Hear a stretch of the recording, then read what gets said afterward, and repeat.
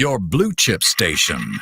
Money FM 89.3. Money FM 89.3. News headlines from the Straits Times. Good morning, I'm Ziaul Raushan. Singapore's Defence Minister Ng Eng Heng has urged China to continue to be a stabilizing force in Asia, especially when geopolitics has become fractious and global problems threaten security. Speaking during a two-day visit to Xi'an in the Shanxi province, Mr. Ng said, quote, unquote, I think we recognize this is a potentially dangerous point in our histories and that the priority is to stabilize the situation and to avoid conflict. Singapore's defense minister also confirmed that the two countries will step up military exchanges, such as study visits, and resume army and navy exercises in 2023. At least 112 police reports have been made since October 13th regarding phishing scams involving unpaid fines or bills to the Land Transport Authority, with victims losing at least $133,000 to the scammers. In an advisory issued on Friday, the police said victims would receive text messages that were purportedly from LTA, notifying them of unpaid bills or fines. They advised the public not to click on URL links provided in these text messages and to always verify the authenticity of the information with official sources or websites. The police also urged the public to never disclose personal or internet banking details and OTPs to anyone and to report any fraudulent credit or debit card charges to the bank and cancel the card immediately. A non-profit organization has called for an independent commission to be set up to monitor and promote social mobility in Singapore after findings from a survey it ran showed public perceptions of a widening class divide. In a report published in August, Access Singapore said the commission should be empowered to look at issues like diversity in the civil service and the potential of closed inner circles in the highest levels of government. It added that the Independent Social Mobility Commission should look beyond proposing recommendations and should also function as an advisory body for coordination between government agencies to ensure solutions are effectively implemented.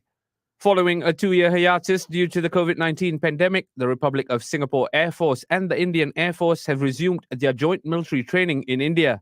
The 11th edition of the training, which first occurred in 2008, started on November 3rd and will end on December 14th, according to the Ministry of Defence.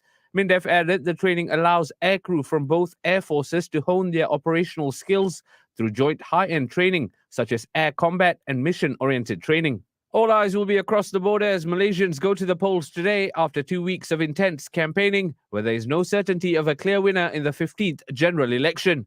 Despite the rain, queues began forming at several polling centres nationwide ahead of the 8 a.m. opening time. Up for grabs are 222 seats in the federal parliament and 117 state seats in the states of Perlis, Perak and Pahang, and a by-election in the Bugaya state seat in Sabah. The rest of the states opted not to dissolve their state legislatures and hold state elections alongside the national polls. To sports, and alcohol will not be sold to fans at the World Cup's 8 stadiums in Qatar after FIFA changed its policy 2 days before the start of the tournament.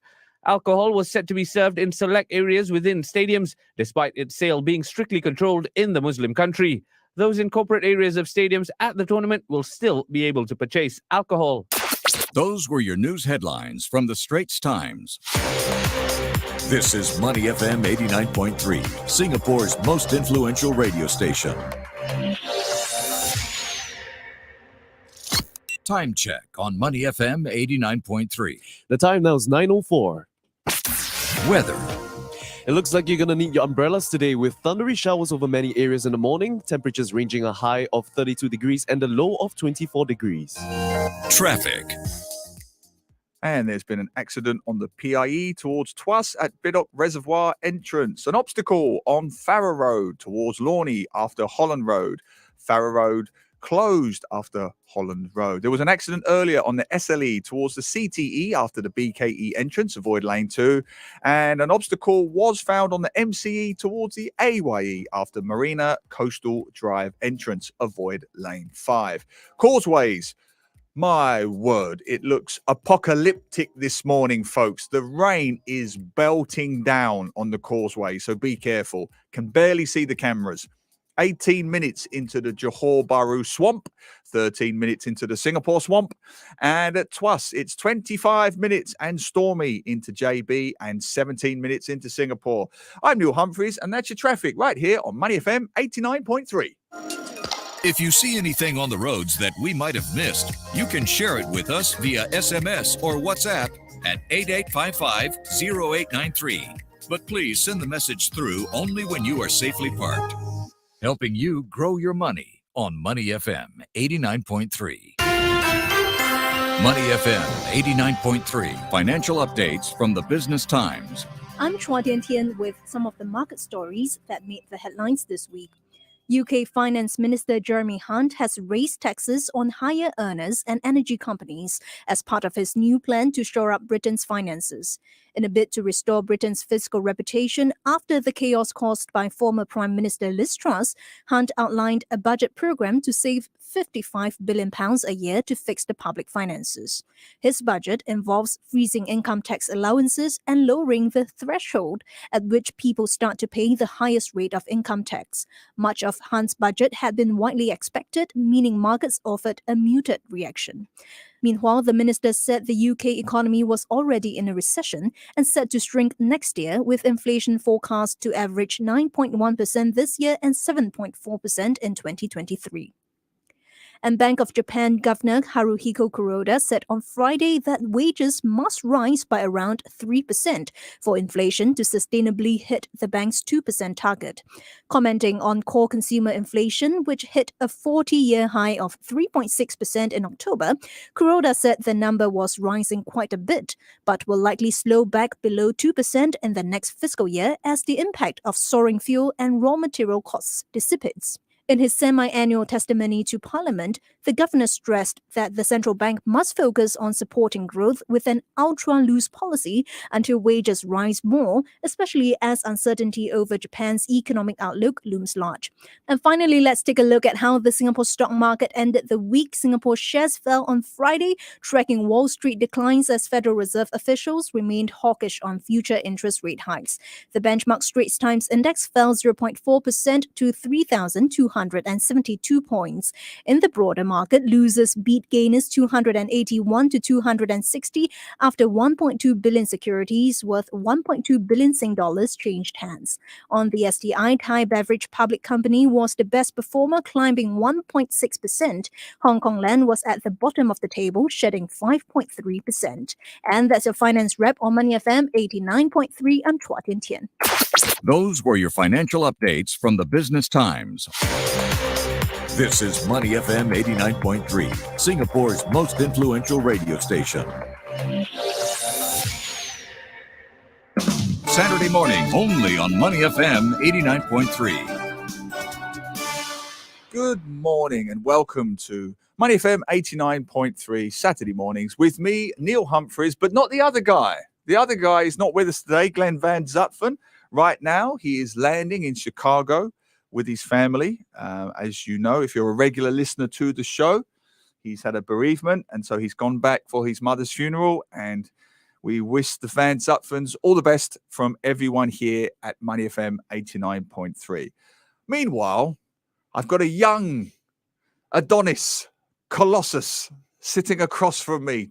Too handsome for my liking to be sitting across from me on a Saturday morning. Dan, the man, is back in the studio. How are you, my friend? Good morning. I'm glad to be back with you every morning. It's been a while, but yes, I think you've missed me quite a bit, right? I miss your biceps. How are you and your biceps doing, my friend? I'm okay.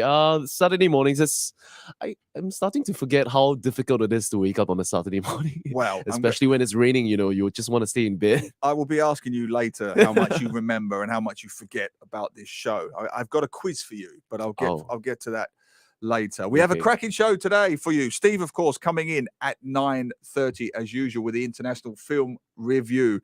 Then at 10 o'clock, just after the 10 o'clock hour, squash. The Singapore Squash Open is playing out its final this weekend. What is the future for squash in Singapore? Do you play it?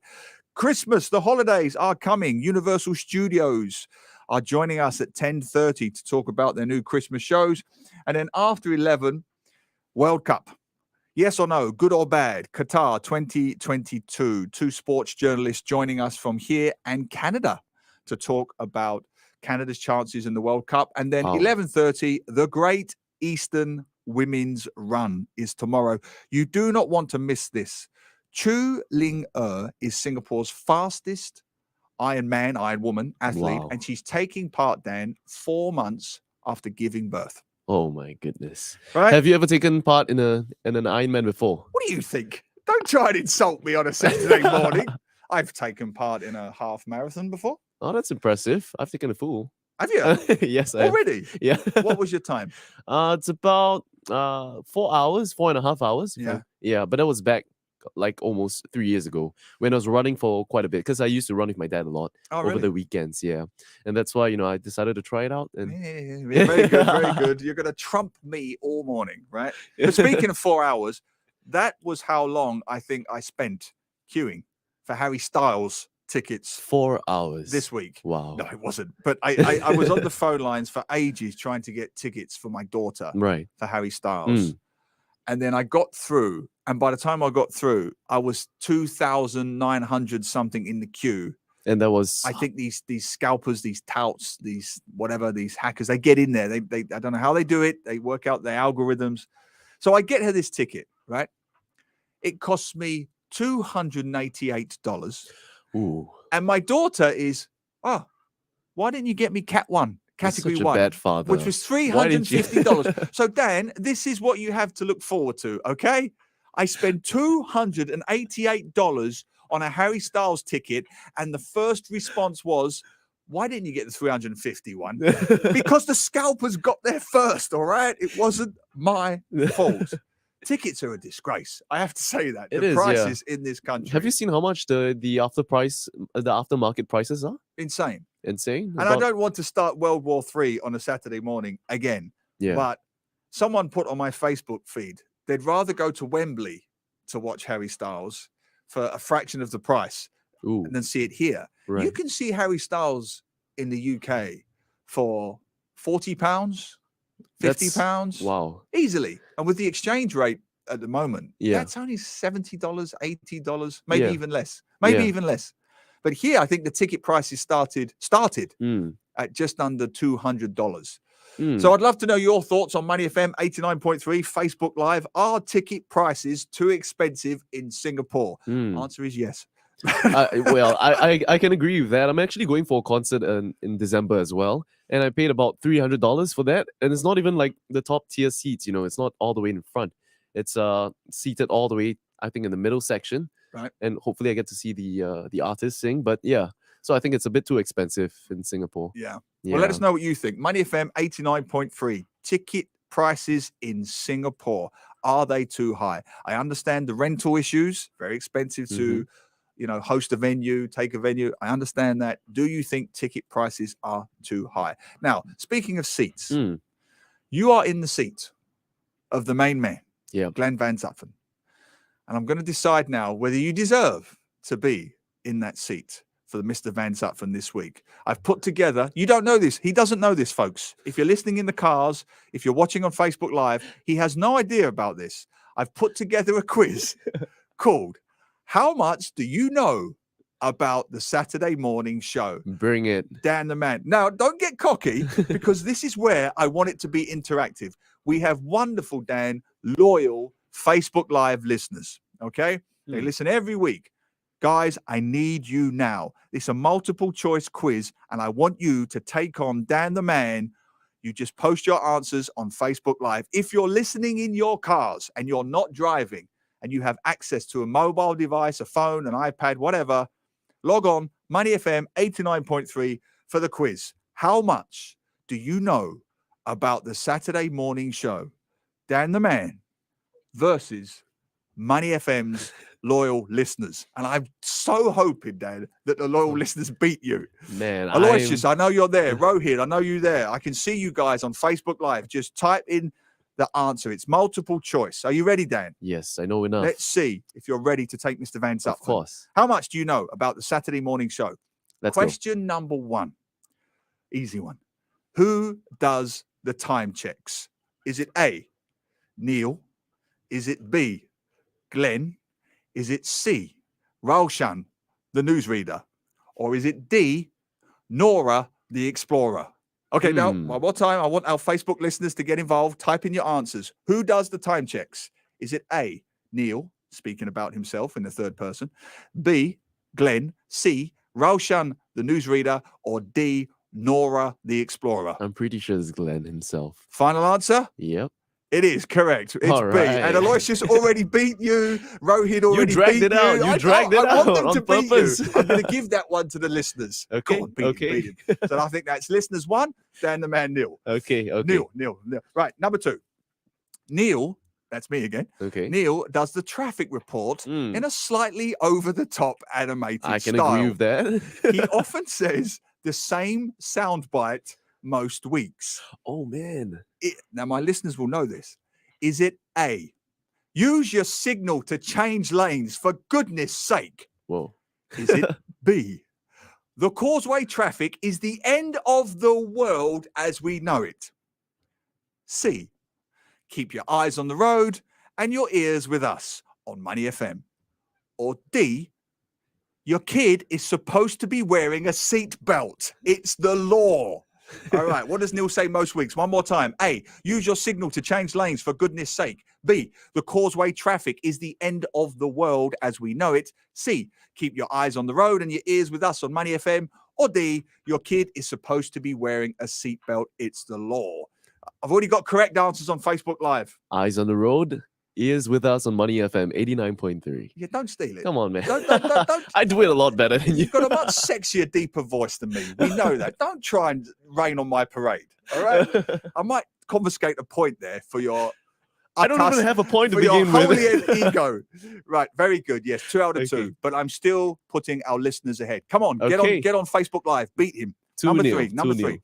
As the show starts on Facebook Live, Okay. occasionally the gremlins have attacked our system. Do these gremlins, A, switch off the screens, B, turn out the lights, C, play an advertising jingle from a certain supermarket on a loop forever, or D, leave our mics on during the song breaks? Okay, what do these gremlins do? A, switch off the screens. B, turn out the lights. C, play an advertising jingle from a certain supermarket on a loop forever. Or D, leave our mics on during the breaks. Let me see. Oh, hang on. Let me see. Aloysius, Chang Ching. We got different answers on this one. All right, what is your final answer? You know it's not going to happen when I'm here, so I'm going to go with D. Oh, you're just getting too holy end now. Too holy end. Yes, it's D. Leave our mics on during the song breaks. Now, I know Steve Okun is listening. I've dedicated the next question to him. Okay. In the 9 o'clock hour, Mm. we have the international news review with the fabulous Steve Okun. Yeah. Will be coming up shortly. Mm-hmm. He has a tendency to do something on most shows. Is it A, wear quirky t-shirts, B, gargle salt water before going live, C, turn up in a suit and tie, or D, sing "It's Only Donald Trump, but I Like It"? One more time. Steve Okun does what? A, wear quirky t-shirts. B, gargle salt water, stop laughing, before going live. C, turn up in a suit and tie. Or D, sing "It's Only Donald Trump, but I Like It"? What does Steve Okun do every week? Man, I'm stuck on A and D. He's not. All right. Okay. Is it? We've already got the answers coming in from our listeners. Don't look. No, they I'm are not looking correct. at it. Final answer, please. A. It is A. Wear Right. quirky t-shirts. Steve I like the Okun- option D, though. Yeah, Steve Okun, if you're listening, don't let me down. Right. In the 10 o'clock hour last week, we had a guest discuss the origin of Glenn Van Zutphen's name. It's a topic discussed many times on this show. So the question is, where does the surname Van Zutphen come from? Is it A, Scotland, B, the Netherlands, C, Austria, or D, Pongal? One more time for our listeners. Where does the surname Van Zutphen come from? Is it A, Scotland, B, the Netherlands, C, Austria, or D, Pongal? Well, I know it's... El he Tan has it mentioned- correct. El Tan has it correct. He mentioned that he Rohit was... has it correct. He has the blood of the Vikings, right? Or something like that. Okay, I'm going to have to hurry Oh. you. I'm going to go with B. Final answer? Yeah. B, the Netherlands. Is that right? Correct. All but you are right. far slower than Rohid and El Tan. Come on, you were dragging up for two. Well, I might have to bring these guys into the studio. Well, right. yeah. Next question. One of the most regular guests on our show is the NUS lecturer, N. Siva Salti, known as Siva, to Okay. talk about wildlife Mm. and biodiversity in Singapore. Right. What does he usually discuss? Is it A, Singapore's population of otters, B, Singapore's population of hornbills, Hmm. C, Singapore's population of fiddler crabs, or D, Singapore's population of angmos? What does Siva normally talk about? A, Singapore's population of otters, B, Singapore's population of hornbills, C, population of fiddler crabs, or D, Singapore's population of angmos? I remember him. If I'm not wrong, his nickname was Ottoman as well. So I'm gonna go with A. Final answer? That's right. It is, of course, the otters. Yes, I talk about the population of been doing this angmos so well. in my books. Yeah. Right, let's see. Yes, everybody got that. Ottoman. Elotan even put his Ottoman. name in. Rohid, Siva rocks. Yes, he sure does. Come on, the questions are too easy. You gotta Right, you gotta okay. test On me this Saturday something. show, Neil has a habit of ranting about various issues. Does he mostly rant about A, mad drivers, B, mad cyclists, C, mad food delivery riders, or D, all of the above?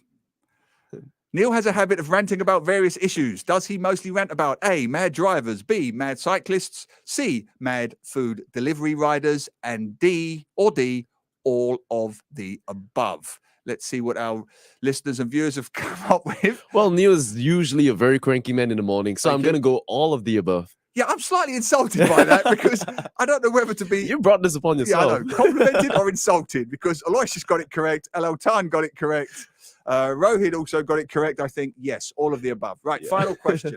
Question Okay. 8. Lucky Okay. question number 8. Glenn likes to pick from his favorites in the Music FM, Money FM Okay. music library. There is one particular song Mm. that he seems to play almost every week. Is that song A, Feel by Robbie Williams, B, Hotel California by the Eagles, Huh. C, Sweet Child of Mine by Guns N' Roses, or D, I've Got a Lovely Bunch of Coconuts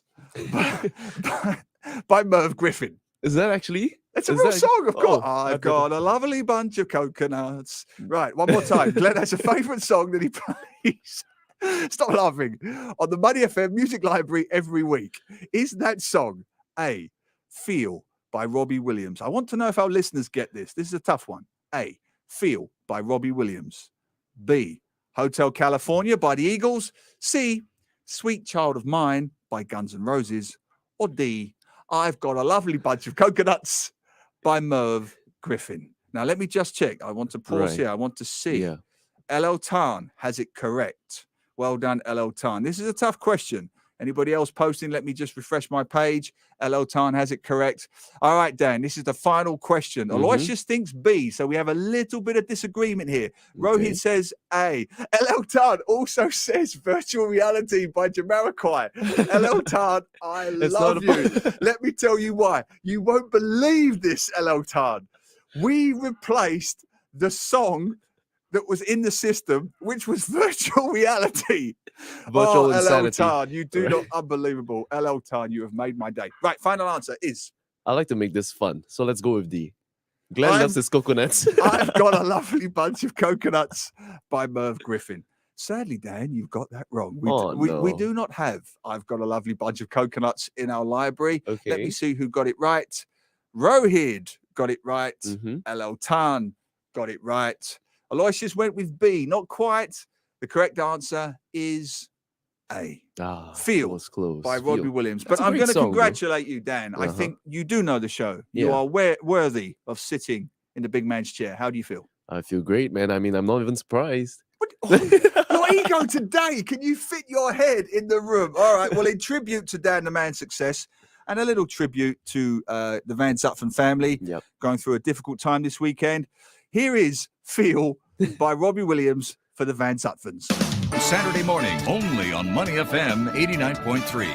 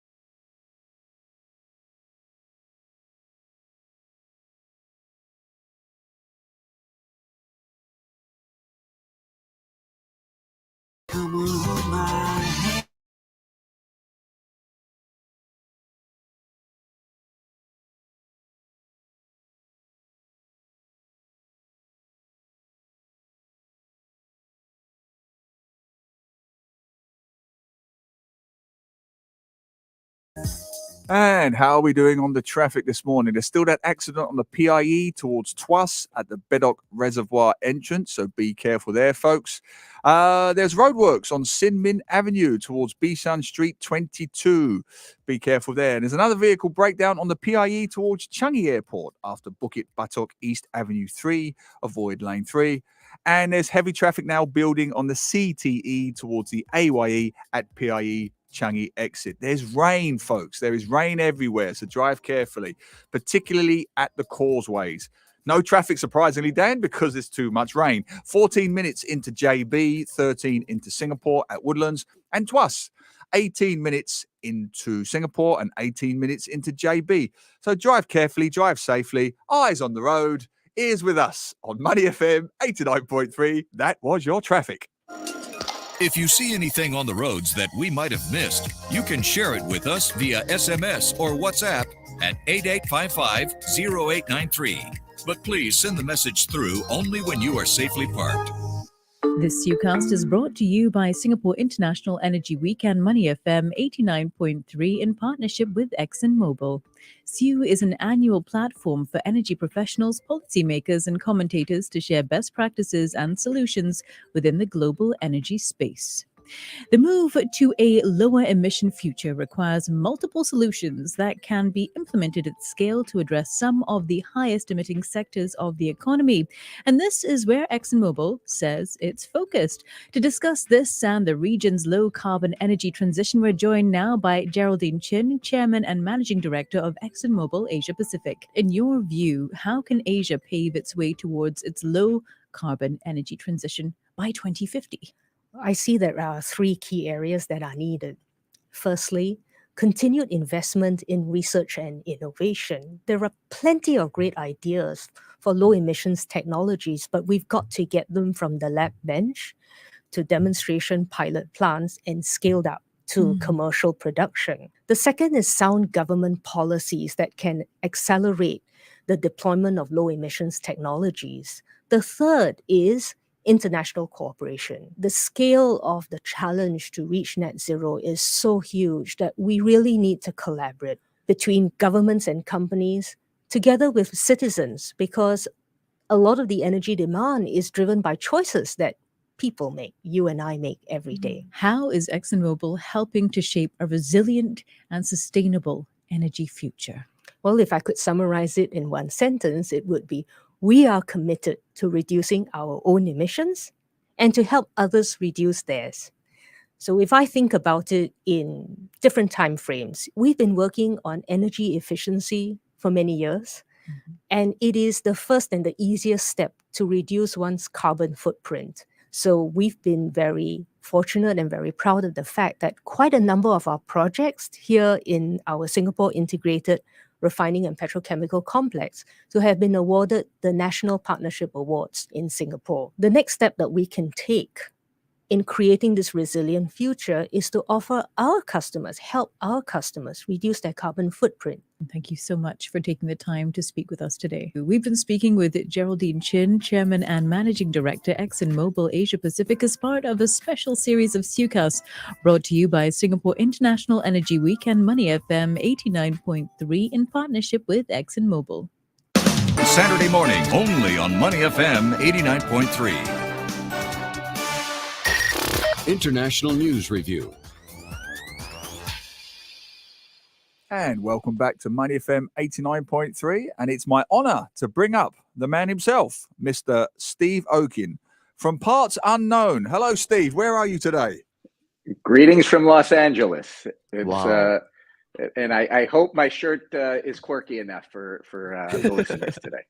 It's fabulous as always, my friend. And the Bozo. highest accolade, I put you in the quiz. And you know the best part, Steve, the most flattering, our listeners were on it like bullets out of a gun. Bang, bang, bang, bang, bang. They're loyal listeners. They know you well, my friend. What can I say? It's good, and I'll tell you, I'm sure I've been on the station, well over 100 times. But Neil, this is the first time you and I are in the co-chair with Dan. So it's a first. Know. No, it's not. I think we've done it before back in last year for Christmas. He's getting a bit old, Steve. I just I- didn't want to Oh, say. man. I just didn't want to say. But all right, let's get on. International news review. Big news this week. Big developments. Two key American figures. One stepping up, if you like, and one stepping down, Steve. What's the story? Well, first we had a headline, I think, from the New York Post, which kind of sums up one of them. And the story is a Florida retiree made the surprise announcement he is running for president in a move no political pundit saw coming. Avid golfer Donald J. Trump kicked things off at Mar-a-Lago, his resort and classified documents library.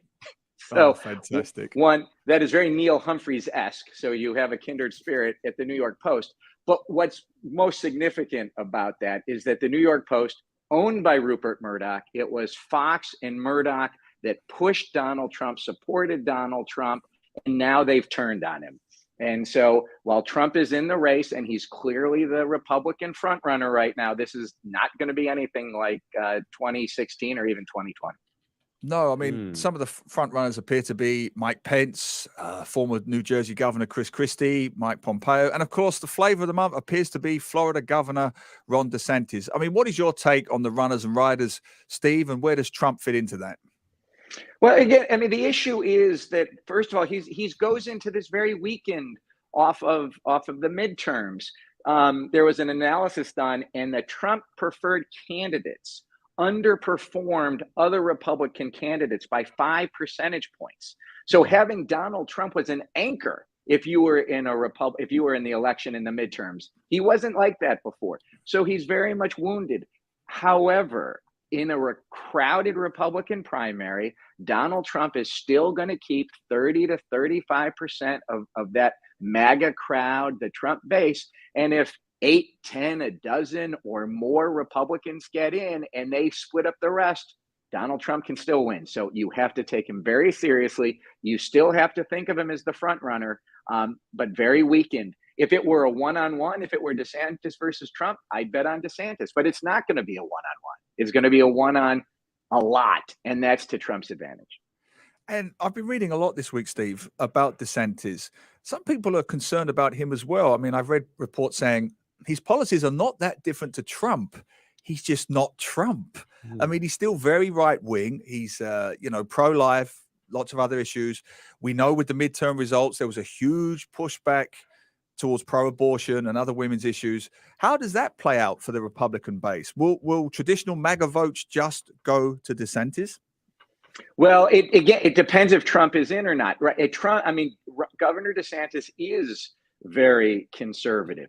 But the one thing he's not is an election denier. He is not a threat to democracy. At least certainly most people hope he's not a threat to democracy. He did not run on the big lie, which is Trump saying that the 2020 election was stolen from him. And that's why DeSantis, with his very conservative policies, but not attacking the core of our democracy in the United States, did extremely well in Florida. I mean, he won all of Florida, including very Democratic parts of Florida, like Miami-Dade County, which is a heavily Democratic area. He even carried that.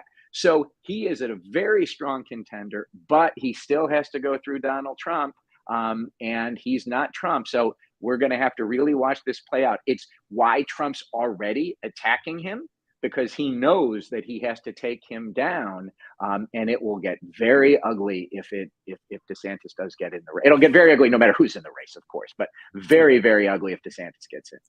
I'm just curious, Steve, on a personal level. The media loves Trump. He guarantees hits. He's great for search engine optimization. He's great clickbait. But are we overplaying at this time based upon the midterm results and what I felt was an extraordinarily underwhelming speech, even by his standards? He was rambling. He was all over the place. It was all the greatest hits. The unsubtle Chinese racism, the pot shots, the trumpeting his deal with North Korea. It was a very lame greatest hit set. What was your take on it? Well, and Neil, the media did learn. And the media has said we are not going to overplay him. That New York Post story on his announcement ran on page 25, not the front page, page 25. None of the major networks covered his speech. Fox started with it, broke away from it, didn't stay with it the whole time.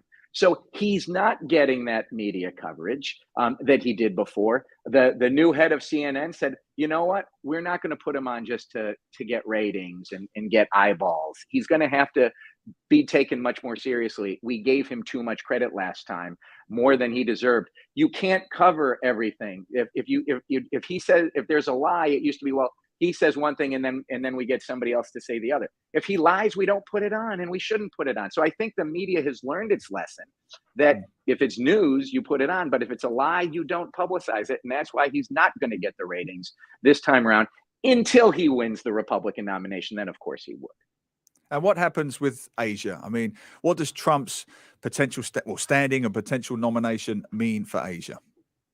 Well, I mean, there's two things to watch. One, we know he is going to attack China during the campaign. He did it in that rambling, announcement speech, Neil, that you referenced. He talked about the China virus in that speech. He said that as the U.S. energy supplies were being challenged, China is, his quote, watching us die, and they're laughing as it happens. So he is going to attack China.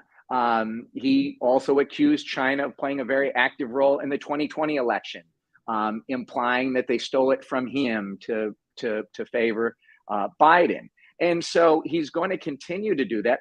And the problem is that is going to force other candidates, potentially including President Biden, if he's the Democratic nominee, to also take a hard line in China, because China is very unpopular in the United States. So that is going to be an issue with the increasing negative rhetoric on China. It's going to force people to move to be even more anti-China than they are. And this is going to be in the context of the Republican House, which comes in January. The Republicans take over the House of Representatives, and they are going to have a very aggressive focus on China. There's going to be hearings on China.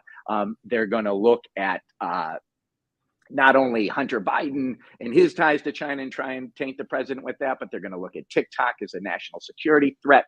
They're going to look at other ways China's espionage is hurting the United States. They're going to push the Biden administration to do more against China. That's going to influence what happens in Asia for sure.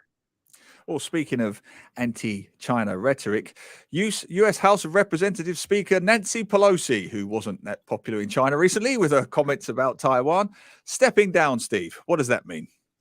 Well, I was a little bit surprised at how she's stepping down. You got to think of Nancy Pelosi is going to be like Lee Kuan Yew was, right, when he stepped down. So everybody anticipated that Nancy Pelosi would say she's going to resign from Congress. She's going to give up being speaker and doing that, and the new generation will come in. But Nancy Pelosi has said she will not run for speaker. She'll make way for the new generation, but she's going to stay in Congress in that minister mentor role, right? A senior minister role that Lee Kuan Yew played here. So I found it to be really interesting, and the Democrats are ecstatic that she is going to stay in Congress and be that backbencher, but the senior official that can educate the party as it moves on without her. Certainly the Democrats in the House. Well, Steve, we've also talked about the representative that may seek to take over her place, Hakeem Jeffries of New York, and that would make him the first black lawmaker to lead the major party's caucus in Congress. What can you tell us about him, and can he live up to her rep? Well, I mean, the thinking is that he can, but it's going to take time. I mean, Nancy Pelosi, these are huge shoes to fill. You could argue that she's the most impactful, effective speaker of the House, certainly in our lifetime. I've seen others say ever. And so Jeffries he's more of on the moderate side than the left wing of the party. So what he's going to have to do is figure out, how do you keep the party together, including, the squad like AOC? How are you going to be able to manage the Democratic Party while you're trying to balance off the Republicans? That's going to be difficult. So people have a lot of hopes for Jeffries and what he represents from the more moderate side, having the first Black to lead a party in the Congress is very important to show that different ideas are welcome. But it's also going to take him some time. And so that's why former Speaker Pelosi, which is what she will be in January, but still Representative Pelosi is going to be able to figure out, how do you keep the Democratic caucus unified? Because the Republicans will not. We already see the Republicans in disarray between the MAGA Republicans, the Freedom Caucus Republicans, already saying they may not vote for Kevin McCarthy, who's the presumptive speaker on the Republican side. So it's critical that Democrats don't let that happen to them, that the progressive wing and the moderates stay together. Nancy Pelosi can do that. Very hard for anybody else to do that. So having Nancy Pelosi help Hakeem Jeffries, who's from that more moderate side, be able to keep the caucus together is critical. And that's why everybody is so happy on the Democratic side that Speaker Pelosi becomes Congresswoman Pelosi and not retired, public citizen Pelosi. That's great. Now let's bring it back to Singapore, using Boris Johnson, the British Prime Minister, as a wonderful segue to bring things to Singapore. And speaking of politicians who've been upsetting, China and Asia specifically, this week, Steve, you attended, I believe, the flagship Bloomberg New Economic Forum. And before we get into the details of that, because I'm still slightly shocked by this, just tell us what former British Prime Minister Boris Johnson has done in Singapore. Well, I mean, the former, Prime Minister, Neil, your former Prime Minister. Not mine. Don't start that. He spoke. I was not at his speech. He gave the dinner speech on the Tuesday evening of the Bloomberg New Economic Forum here, and just hammered China. How authoritarian they were, how China and Russia were a threat to global security, to the international order. So a very aggressive speech, really taking on China and Russia, putting them together. And a lot of people in the audience, government officials from Asia, business leaders in Asia, took offense to that. And as we've talked about, on the show, that, Singapore and Malaysia are the two countries, that were surveyed by Pew, which have a positive view of China and a negative view of the U.S. when you compare the two. So he didn't know the audience, or he didn't care who was in the audience. And Mike Bloomberg had to apologize for Boris Johnson's speech, because but the tensions between U.S., China, and the view here of don't make us choose between the U.S. and China, Boris Johnson's language was just very inflammatory, saying, well, how could you choose China whatsoever? And it goes against what the countries here and the businesses here are trying to do, which is balance between the U.S. and China. Well, let's talk about that, Steve. You were in the room with Deputy Prime Minister Lawrence Wong, who spoke this week at the Bloomberg New Economic Forum. He spoke about everything from cryptocurrency to the US-China relationship and this balancing act. What did he say? What did you make of his comments? Well, he has said what Singapore has been saying for a few years now, which is calling on both the United States and China to avoid a clash that could economically hit smaller countries. Singapore has much closer military ties to the United States. There's much more FDI investment into Singapore from the United States, but Singapore has closer economic ties overall, especially trade with China. And so the message from the foreign minister, from the prime minister, from Lawrence Wong is the same. Don't make us choose. We want to be friends with both. And I thought that Lawrence Wong went even a little bit further at Bloomberg, where he said that the risk of a bifurcated and balkanized world still remains with U.S.-China relations, even after the Biden-Xi meeting at the G20. And what he said in particular aimed at the United States was, we understand your technology bans, when it comes to military, but your ban should be limited to legitimate security interests. But if it becomes more restrictive, which is the thought that the U.S. may be even more restrictive, then it will be concerning to us in Singapore. So I think, the Deputy Prime Minister made a stronger argument on you've got to be careful, United States, as you restrict trade with China. Now, Johnson's remarks came out before the surprise meeting between Rishi Sunak and Xi Jinping at the G20 summit in Bali, but the talks were cancelled. And he's actually due to be the first UK Prime Minister to meet the Chinese Premier in person in almost 5 years. So how do you think this might affect the recalibration of UK's relationship with Beijing?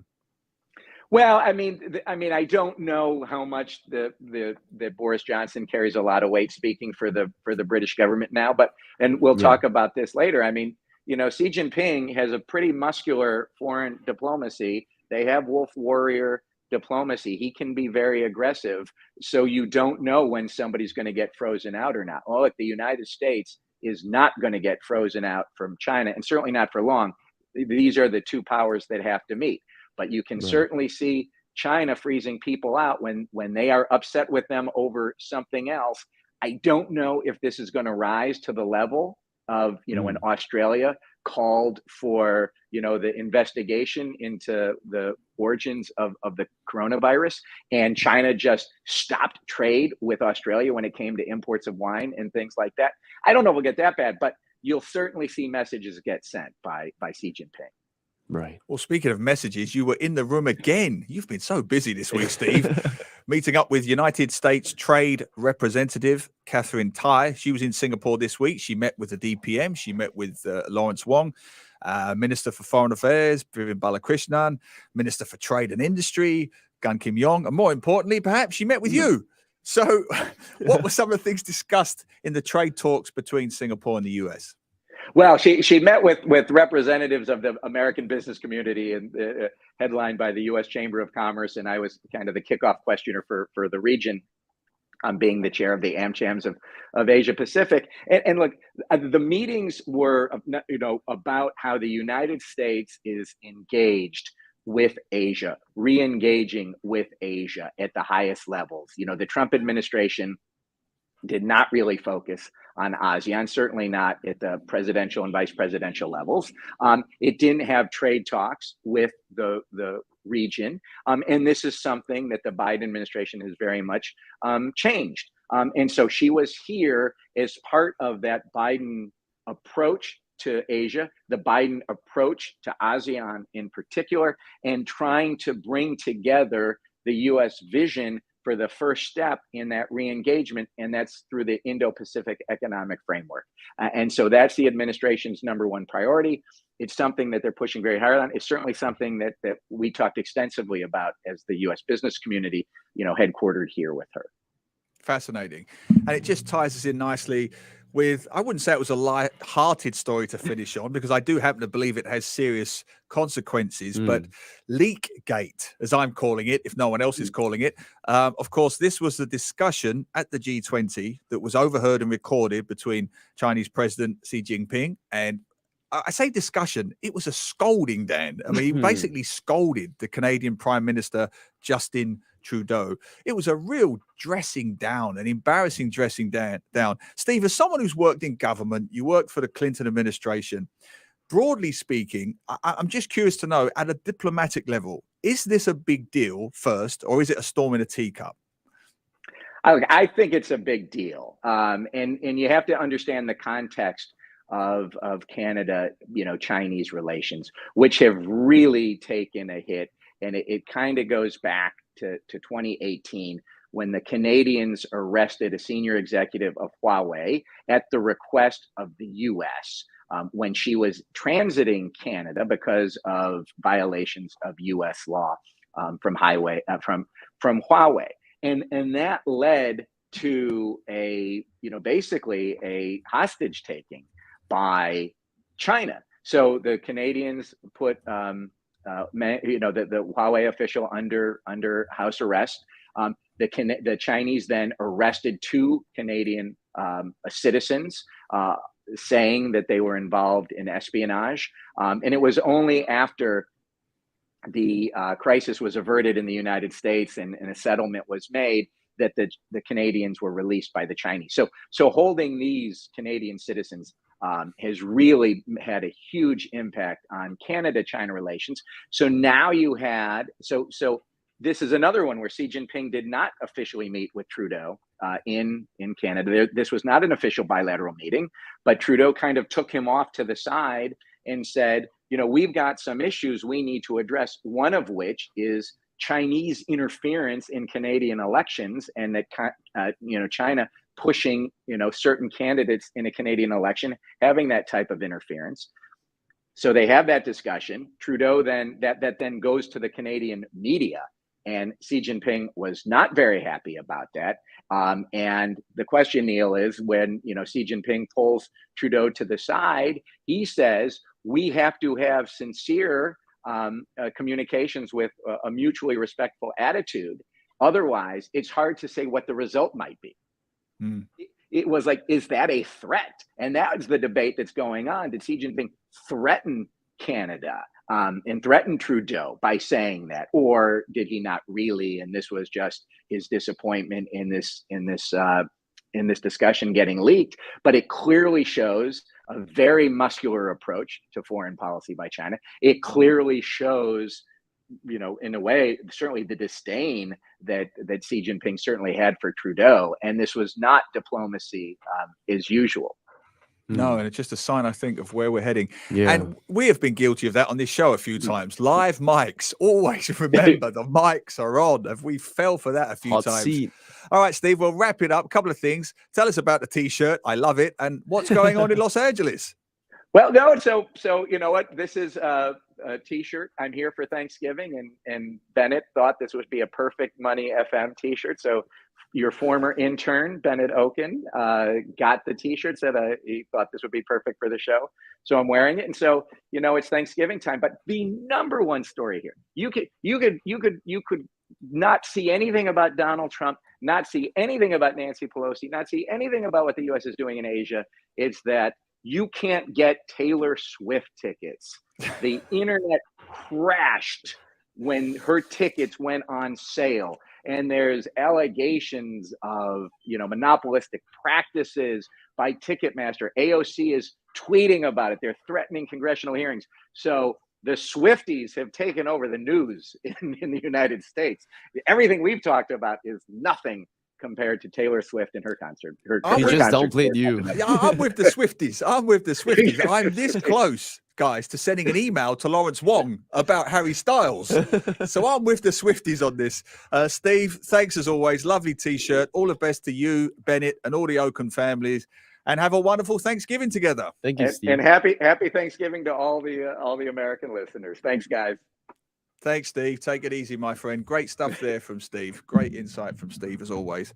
The real thing, of course, is the Swifties. Yeah, that's beyond all the other problems that we've discussed. Yes, we need to talk about that after the break. Let's get a song on, and then I'll calm down a bit about the Swifties. Okay, here we go. International News Review.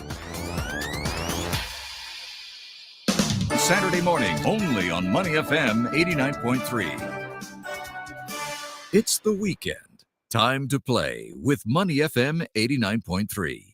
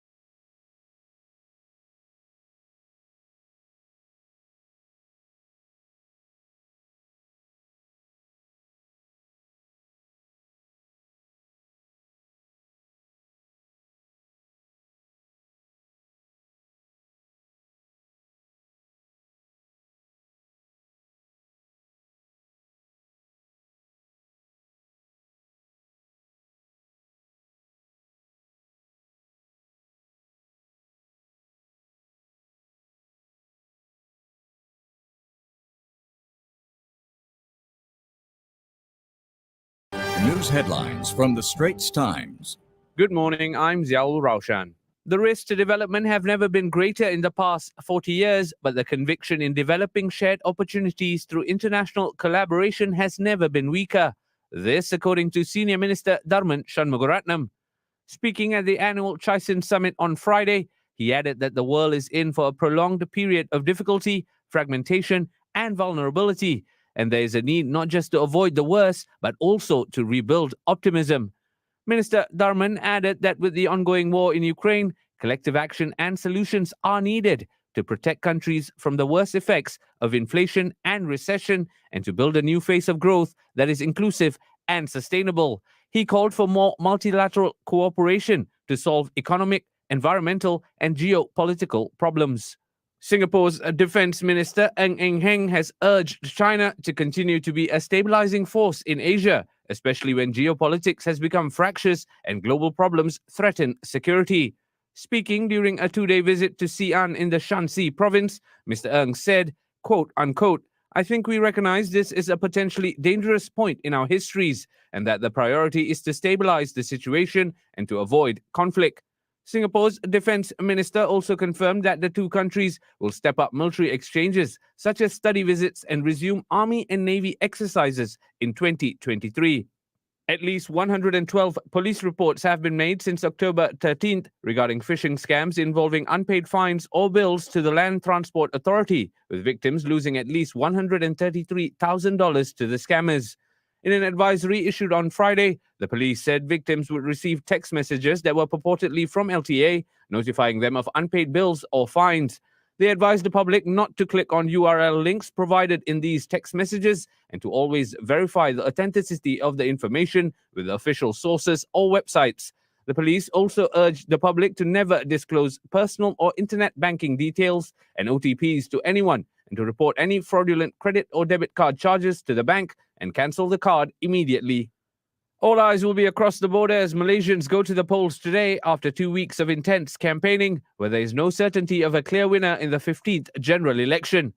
Despite the rain, queues began forming at several polling centres nationwide ahead of the 8 a.m. opening time. Up for grabs are 222 seats in the federal parliament and 117 state seats in the states of Perlis, Perak and Pahang, and a by-election in the Bugaya state seat in Sabah. The rest of the states opted not to dissolve their state legislatures and hold state elections alongside the national polls. The future of Twitter is seemingly hanging in the balance after its offices were locked down and key employees announced their departures in defiance of an ultimatum from new owner Elon Musk. Fears grew that a fresh exodus would threaten the very existence of one of the world's most influential internet platforms, which serves as a key communication tool for the world's media, politicians, companies, and celebrities. According to ex-employees and American media, hundreds of employees chose no to Musk's demand that they either be extremely hardcore or leave the company. The sport and Formula One has launched an all-woman racing series that is set to hit the track next year and prepare young girls to race in the sport. The new category, which will be called F1 Academy, will feature 5 teams run by outfits currently competing in the F1 feeder series, Formula 2 and Formula 3. They will each run 3 cars, creating a 15-strong grid. Next year's inaugural season will comprise 7 events with 3 races each, with 1 round likely to feature on the Formula One support bill and 15 days of official testing. Those were your news headlines from the Straits Times. This is Money FM 89.3, Singapore's most influential radio station. Time check on Money FM 89.3. And the time now is 10:04. Weather. It looks like you're going to need your umbrellas today with thundery showers over many areas in the morning, temperatures ranging a high of 32 degrees and a low of 24 degrees. Traffic. And we have heavy traffic on the CTE towards the AYE after PIE Jurong exit. There was an accident on the PIE towards Tuas after Thompson Road exit. Be careful there. Obstacle on Eng Newell Avenue towards Fairways Drive. After Fairways Drive, avoid the right lane there. There are roadworks all over the island, folks, and the rain is coming down, so drive carefully. Causeways, let's have a look. Woodlands, relatively empty because of the weather. 15 minutes into JB and 15 minutes into Singapore at Woodlands. At the Tuas Second Link, 20 minutes into JB and 21 minutes into Singapore. But the rain is pelting down. So, as always, eyes on the road and ears with us on Money FM 89.3. That's your traffic. If you see anything on the roads that we might have missed, you can share it with us via SMS or WhatsApp at 8855-0893. But please send the message through only when you are safely parked. Helping you grow your money on Money FM 89.3. Money FM 89.3. Financial updates from the Business Times. I'm Chua Tian with some of the market stories that made the headlines this week. UK Finance Minister Jeremy Hunt has raised taxes on higher earners and energy companies as part of his new plan to shore up Britain's finances. In a bid to restore Britain's fiscal reputation after the chaos caused by former Prime Minister Liz Truss, Hunt outlined a budget programme to save £55 billion a year to fix the public finances. His budget involves freezing income tax allowances and lowering the threshold at which people start to pay the highest rate of income tax. Much of Hunt's budget had been widely expected, meaning markets offered a muted reaction. Meanwhile, the minister said the UK economy was already in a recession and set to shrink next year, with inflation forecast to average 9.1% this year and 7.4% in 2023. And Bank of Japan Governor Haruhiko Kuroda said on Friday that wages must rise by around 3% for inflation to sustainably hit the bank's 2% target. Commenting on core consumer inflation, which hit a 40-year high of 3.6% in October, Kuroda said the number was rising quite a bit, but will likely slow back below 2% in the next fiscal year as the impact of soaring fuel and raw material costs dissipates. In his semi-annual testimony to Parliament, the governor stressed that the central bank must focus on supporting growth with an ultra-loose policy until wages rise more, especially as uncertainty over Japan's economic outlook looms large. And finally, let's take a look at how the Singapore stock market ended the week. Singapore shares fell on Friday, tracking Wall Street declines as Federal Reserve officials remained hawkish on future interest rate hikes. The benchmark Straits Times Index fell 0.4% to 3,272 points. In the broader market, losers beat gainers 281 to 260 after 1.2 billion securities worth 1.2 billion Sing dollars changed hands. On the STI, Thai Beverage Public Company was the best performer, climbing 1.6%. Hong Kong Land was at the bottom of the table, shedding 5.3%. And that's your finance wrap on Money FM 89.3. I'm Chua Tian Tian. Those were your financial updates from the Business Times. This is Money FM 89.3, Singapore's most influential radio station. Saturday morning, only on Money FM 89.3. And hello and welcome back to Money FM 89.3 with me, Neil Humphreys, and the wonderful Dan Co. Dan the Man. Good Doing morning, a Neil. fabulous job, Dan. How you doing? Thank you. I'm great. It's good fun and happy to be talking with you on a Saturday morning. You threw a few curveballs to Mr. Okun. I was very impressed. You pulled out the Rishi Sunak. That came out of nowhere. It was not part of the brief. Yes, but like the pro he is. I'm not shaking my legs on the weekdays. No, I know. He just real bats it away without fluttering an eyelid. Now, he has kicked off a mini storm because I had no idea how bad or serious this ticket fiasco was with Taylor Swift. I mean, anyone listening to the show in the first hour will know my trials and tribulations, along with many other Singaporeans, trying to get Harry Styles tickets.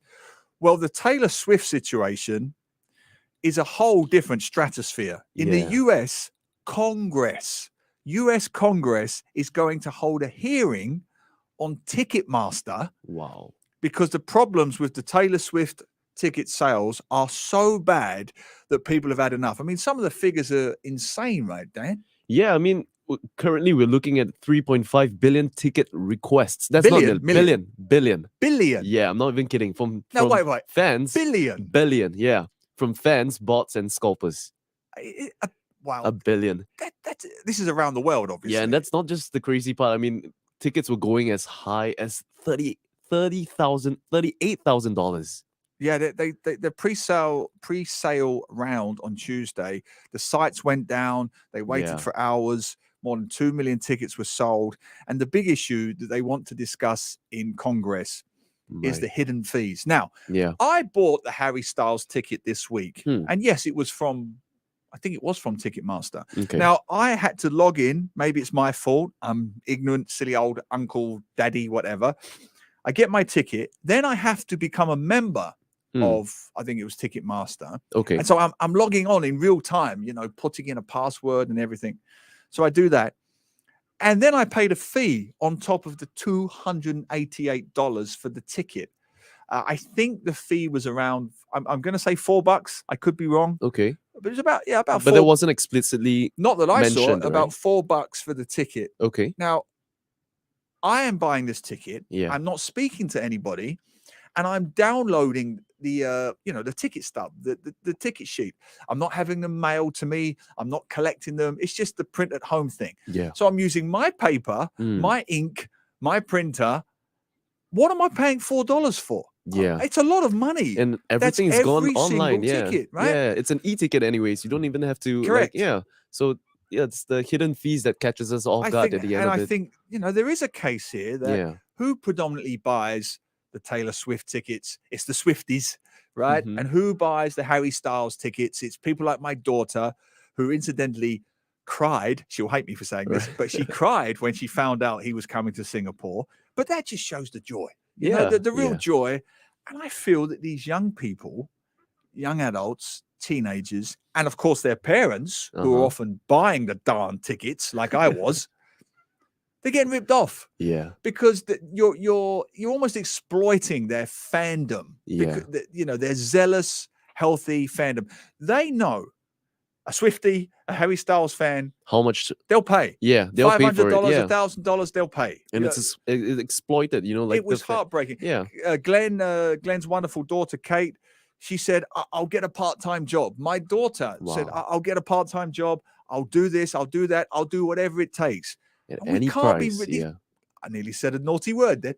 These corporations, they can't rip off young people because Yeah. they know it's a captive audience. And I You're think it's young. What do you think? You're young. I think it's a bit hard to. It's a bit hard to contain this issue because when tickets go like it's the same as how I see sneakers. Like they can only sell limited amount of sneakers, and how the aftermarket values the But they price can't- of it. See, that's kind of nonsense. That's just a marketing gimmick. They can make It as is, many yeah. sneakers and as many sweatshops as they like. Yeah, They that's true. they choose to That's make fair them enough. limited edition Yeah. so they can charge stupid amounts of money, right? Yeah, but I suppose as well. I mean, it's a bit hard for them to control the tickets. That's not within the once they've sold the tickets, the people who've actually gotten the tickets are free to do whatever they want with it. Whether Yeah. they want to attend, whether they want to sell it online in the aftermarket.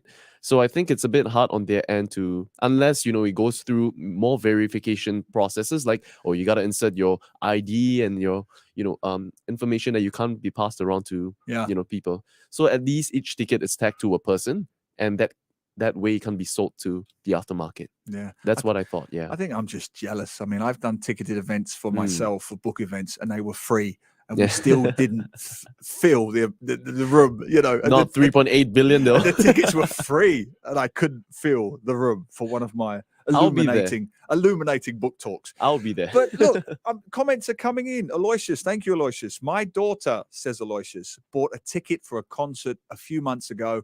I remember the ticket cost more than $350. Oh man. And yes, there is always a hidden fee, Yeah. or some call it a convenience fee. Yeah. I tell you, Aloysius, it's an inconvenient fee. That's what it is. It's unbelievable. Stanley C, thank you, Stanley. Good to see Dan. Stanley, his ego is already big enough. I mean, he's going to be Dan the Holy End if he keeps going. Dan the Atas man. Stanley says, my family just helped my girl to secure a K-pop group concert in a pre-booking online session. Right. We got separate pairs of tickets at $244 each. Wow. Guess what? People are offering $500 for each ticket to buy the extra tickets we had. Oh, man. And this is the thing, Stanley. While I was queuing to buy my ticket, I was, like I say, 2,800 in line, and I logged on straight away. Within 15 minutes, I had literally just finished off the admin, put in my credit card details, downloaded the PDF. On Carousel, they were There it already is. selling them. Yeah. The scalpers, Mm. the touts, the scammers, whatever you want to call them, they were. There are words I will not use, but you can guess what they are for these Yeah. people. They're You are always ahead of time, that- they get it there before you are even you can get the tickets. shamelessly, Yeah. cruelly That's- exploiting, as I said before, the innocent fandom of, in this case, young people, predominantly young people, Mm. who will pay just about anything Yeah. to see their idols. I think it's terrible. But let us know what you think. Money FM 89.3, Facebook Live, an event you can almost certainly get to this week and should get to this weekend is the Singapore Squash Open. It is back in Singapore, folks, this weekend. I'm a big squash fan myself. The finals are this weekend. The ongoing Singapore Squash Open is the first Professional Squash Association World Tour Gold event to be held here. And joining us now to talk about it is the General Manager of the Singapore Squash Racquets Association and Championship Director of the Singapore Squash Open, Alex Wan. Alex, hello and welcome to the show. Hi, morning everyone. Glad to be here. Thanks for having me. And glad to have you. And let me say straight away, Alex, your tickets are much more reasonable and much more affordable than certain other events in town. Tell us a little bit about the Singapore Squash Open. All right, sure. Yeah, it's the first time we're having a PSA Gold level event in Singapore, and in fact, it's the first one in Southeast Asia.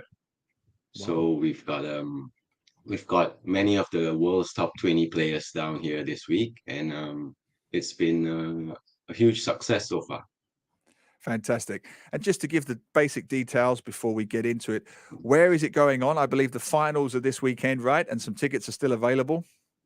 Yep, we're having it at the Hall 1 of OCBC Arena, right at the Sports Hub.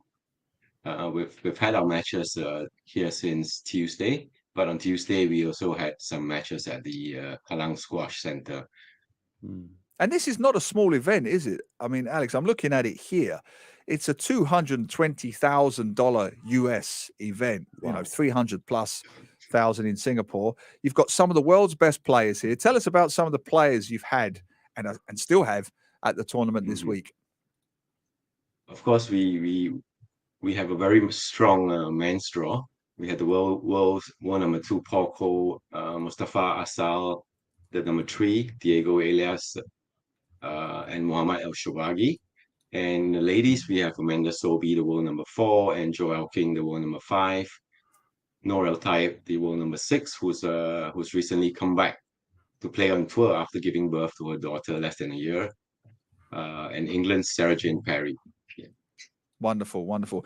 And it's good news from a Singapore perspective, Alex, because as we hopefully ease our way out of pandemic and we're slowly living with COVID now, we're starting to organize live events.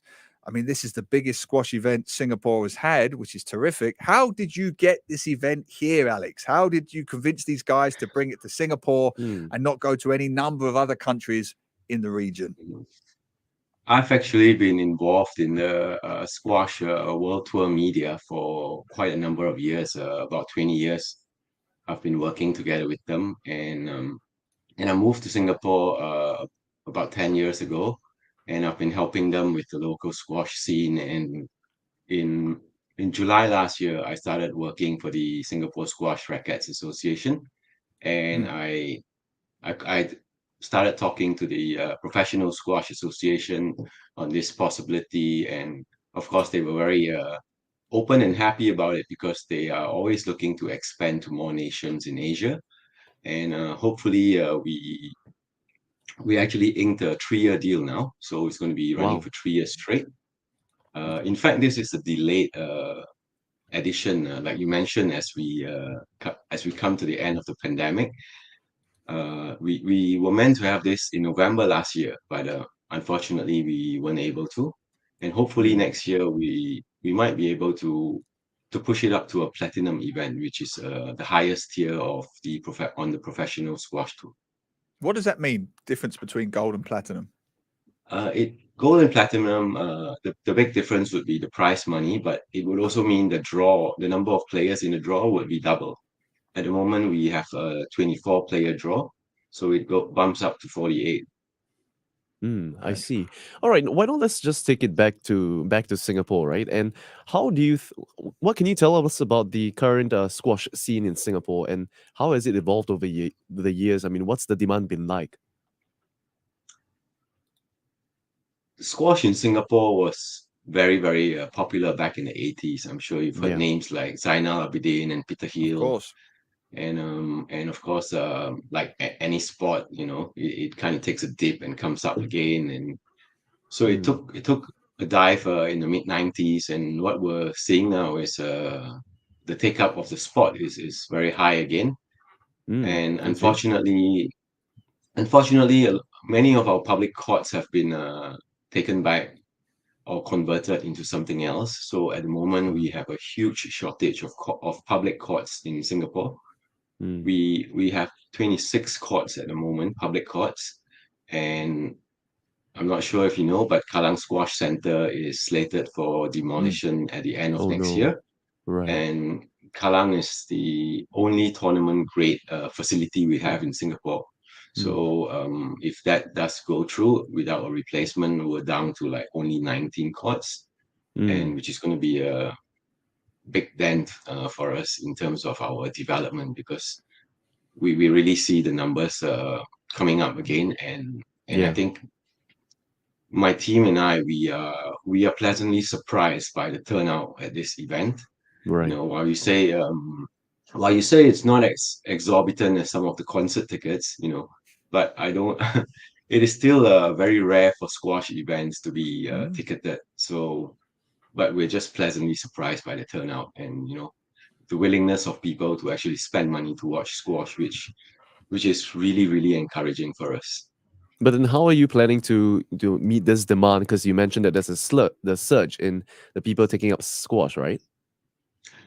Yeah, we're still trying to talk to the Sport Singapore and the MCCY on how we can find a replacement before we demolish the center. And of Yeah. course, on our own, we've also been working with private clubs to see how we can partner with them to use their facilities. But it's never easy because people pay money to join these clubs. So Yeah. why should they be opening up the courts to the public? So, Yeah. I think when squash was really popular, we had many, many courts in the community centers, they're still there, but it's just that they've now been converted into office spaces or gyms and things like that. So that's also an area we're trying to explore to see how we can convert them back to proper squash courts, and more people can play squash then. Yeah. It is a fascinating irony or paradox, because I personally love squash. I played it when I was a teenager, and I played it when I came to Singapore. As I'm sure you will know, there's a place in Singapore that has a lot of squash courts. Bayshore Park, one of the older condos in Singapore. I lived there briefly. They used to have something like, Dan, half a dozen, I think, half a dozen squash courts. But as Alex mentions, they were all converted into other things: table tennis rooms, outdoor gyms. But it's so strange to me because it doesn't take a lot of space. Well, this right? is the point I wanted to make to Alex. Exactly, They still have 2 squash courts left. And when I became a Straits Times reporter a million years ago, one of my earliest assignments was covering squash. This is back in the 90s. And I never understood then, Alex, and I don't really understand now, that every condo in Singapore, it's like a condo law. It must have a tennis court. It must have a tennis court, which takes up, and I like tennis too. I love all racket sports, but it takes up a lot more space than a squash court. So explain the mindset to me here, Alex. What is the issue with squash courts in a country that has limited space, and yet here's a sport that takes up very little space? So what am I missing here?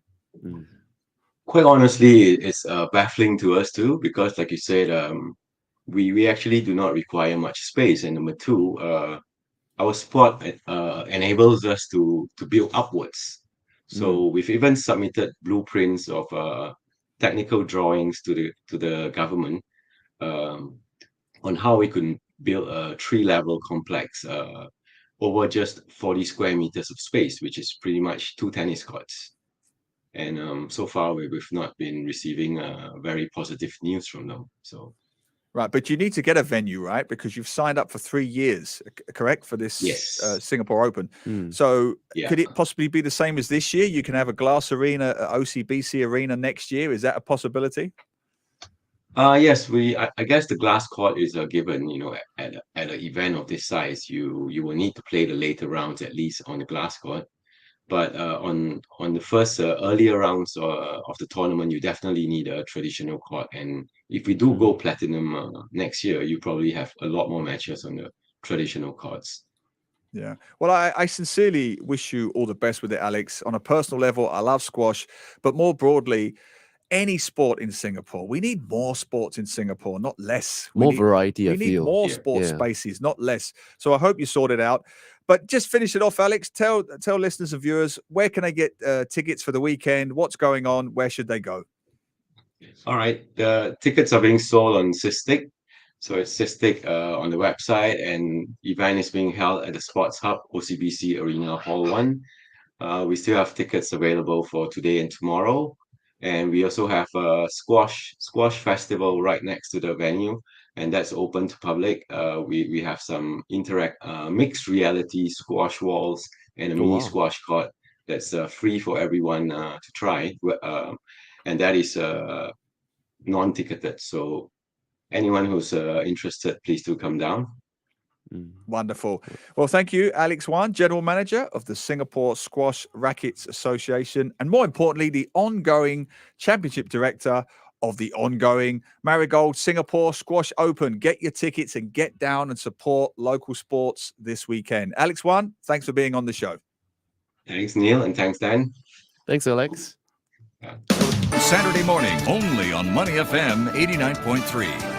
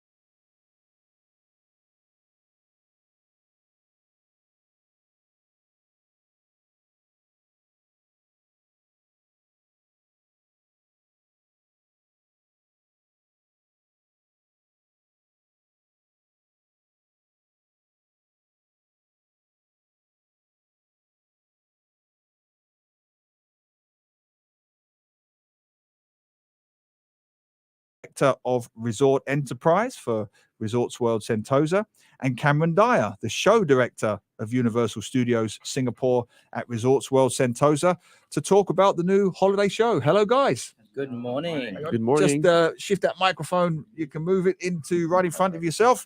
All right, let's start with Markham, Director of Resort Experience, Resorts World Sentosa. Tell us about your new Christmas show. What can we expect? Well, I think, first of all, I think we came to the right place if you're a theme park fan, so that's fantastic. This year, we have taken a more contemporary approach, really, to Christmas. We normally are quite traditional in our storytelling, but this year we have combined circus and Christmas together, which is very unique. We wanted something a bit different to what we've done in the past. So this one's sort of highly immersive. There's a real fun element about it. It's very family centric, very interactive, and Santa's spectacular circus is coming to Universal Studios Singapore. Wow. So Cameron, you are the show director of this extravaganza. Tell me about the concept, what it's loosely about, how you came up with it. Yeah, sure. So one of the, after our break for the past few years, we realized that people are really craving that kind of connection with each other again. And we just really wanted to bring back, the feeling of Christmas spirit. So with the Christmas spirit theme, we're like, okay, where does it come from? And we knew that it had to come from Santa. And then we kind of kept rolling with that. And we came across a circus. What if Santa travels around the world with this fantastical circus to raise Christmas spirit for everybody? So yeah, it's just been a really cool new concept. It's going to be very vibrant, as Markham was saying, very interactive. And people can expect the usual kind of festive elements, but they're going to be fused together now with this cool magical circus stuff. So it's going to be really exciting and totally different for our guests. And correct me if I'm wrong, but the circus element is new, right? I've seen your Christmas shows most years. I don't remember a circus element before. How did that? It sounds fascinating. How did that come about? No, we've never kind of done that before, but we just wanted, again, to bring something totally new. And our performers are so talented. We were thinking, okay, how can we showcase some of these hidden skills that they have and really, shine them in the best light? And they've really stepped up and surprised us with some of these amazing acts that our guests are going to get to see. And Markham, tell me a bit about the planning. I'm guessing this thing goes back months. When are the decisions made? Who makes them? How does it work? How do you settle on a concept? Yeah, so we spend, for Christmas, we spend about 9 months. So we work, from February, we're working on Christmas. Wow. As you would know, we've just come off the back of Halloween Horror Nights 10. Yes, of course. So it's a bit weird to be talking about Christmas now after all the scare fest that we've had, which was hugely successful. But, we have a very strong creative team. We have, show directors, we have art and design, we have technical costume producers, everything. So basically we put the whole team together. They spend maybe a month or two working on ideation, and then we actually have to realize it, physically. So then it's about getting it built and putting it on set, the rehearsals. And I think something that people probably don't know about the shows that we do is that because we're, during this Christmas period, open 7 days, there's multiple casts that do all of the shows. So you don't just rehearse everything once, you rehearse them with several different groups of people, and they rotate around. So it's quite exhaustive. It's very, very detailed. Wow. But for that, we put these immersive experiences together. Fascinating. Have you been hearing from the ground what are people actually asking for, and how has this, how has this taken part in the planning as well? I think post-COVID, we have realized that people are looking for interactive experiences. Number one, Absolutely. They are preferring to come with groups of friends, but not necessarily large groups, but they want intimate experiences as well as the big show. So we're quite thrilled that we're bringing back our big production. So we've got a 40+ parade, 40+ character parade. We've got a big Christmas finale. There's snowfall. It's very, very exciting. Wow. But then in our stations, we've created levels of interactivity where you can spin the wishing wheel, and it's very TikTok friendly. There'll be hopefully lots of videos posted of people dancing in the streets and having fun. Oh yes. So we've tried to level up in that way because there's more demands. Another example is a brand new interactive gingerbread man talking in live real time. He's cheeky, he's very charismatic, over at the Milk Bar in Far Far Away. So again, this is another style of entertainment that we're bringing to give a new texture to Christmas. Wonderful. So is that where the donkey show normally is? It's on that side of the park. Got it. It's similar to the Transformers that we see, right? The interactive one. Correct. Correct. And have you seen how Megatron rates on TikTok? Yes. Oh, yeah. I've seen it. Massive stuff. He's going viral. He's not so nice, but he's a huge. I've spent hours in that area because my daughter likes the yellow. Is it the accelerator? Yeah. On and on and on and on. She just go on for hours. She loves that ride. Honestly. We're talking with Markham Gannon, the director of Resort Experience at Resorts World Sentosa, and Cameron Dyer, the show director of Universal Studios Singapore, for your new Christmas show, which I believe launches on November the 23rd, just in a couple of days, runs all the way through to the 2nd of January.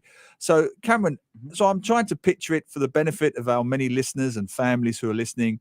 So we walk through, we've got our tickets, we go through, because it's not just a parade, right? From what you're saying. No, there's so many Christmas experiences here. So as Markham was saying, we really wanted to make this super interactive for our guests. So when you first walk through the gates, you're instantly immersed in this carnival world of Santa's Circus. So we have lots of game booths where our guests can actually, play these games. We have roving characters from the circus, and we also have these larger than life photo ops where our guests can stand in them and actually become part of the circus themselves. And then of course we have some of our favorite animated street stars from Trolls and Kung Fu Panda, and of course the Minions are going to be there raising Christmas spirit for everyone. And then you have an actual show as well? Yes. Where is the show? Yep. So our nighttime spectacular, as Markham was saying, is in New York. So this will come together at the end of every night. This show opens from the 30th onwards, and it brings all our performers from across the park together for this. It starts with a really cool, fantastic circus parade, with 43, I think, characters in it, floats, and then we all move forward into New York to celebrate in this massive circus extravaganza show. I know where, in front of the New York Library. Yes, right? yeah. That's where shows are. Santa's pitched his big top tent, and it's the main event of the circus. There's a huge Christmas tree and a big light up moment and everything. It's very grand. So Well, this is something I'm actually quite curious to ask Markham, because we have a lot of the Christmas Wonderland, Winter Wonderland in Singapore, right? I think it's Gardens by the Bay.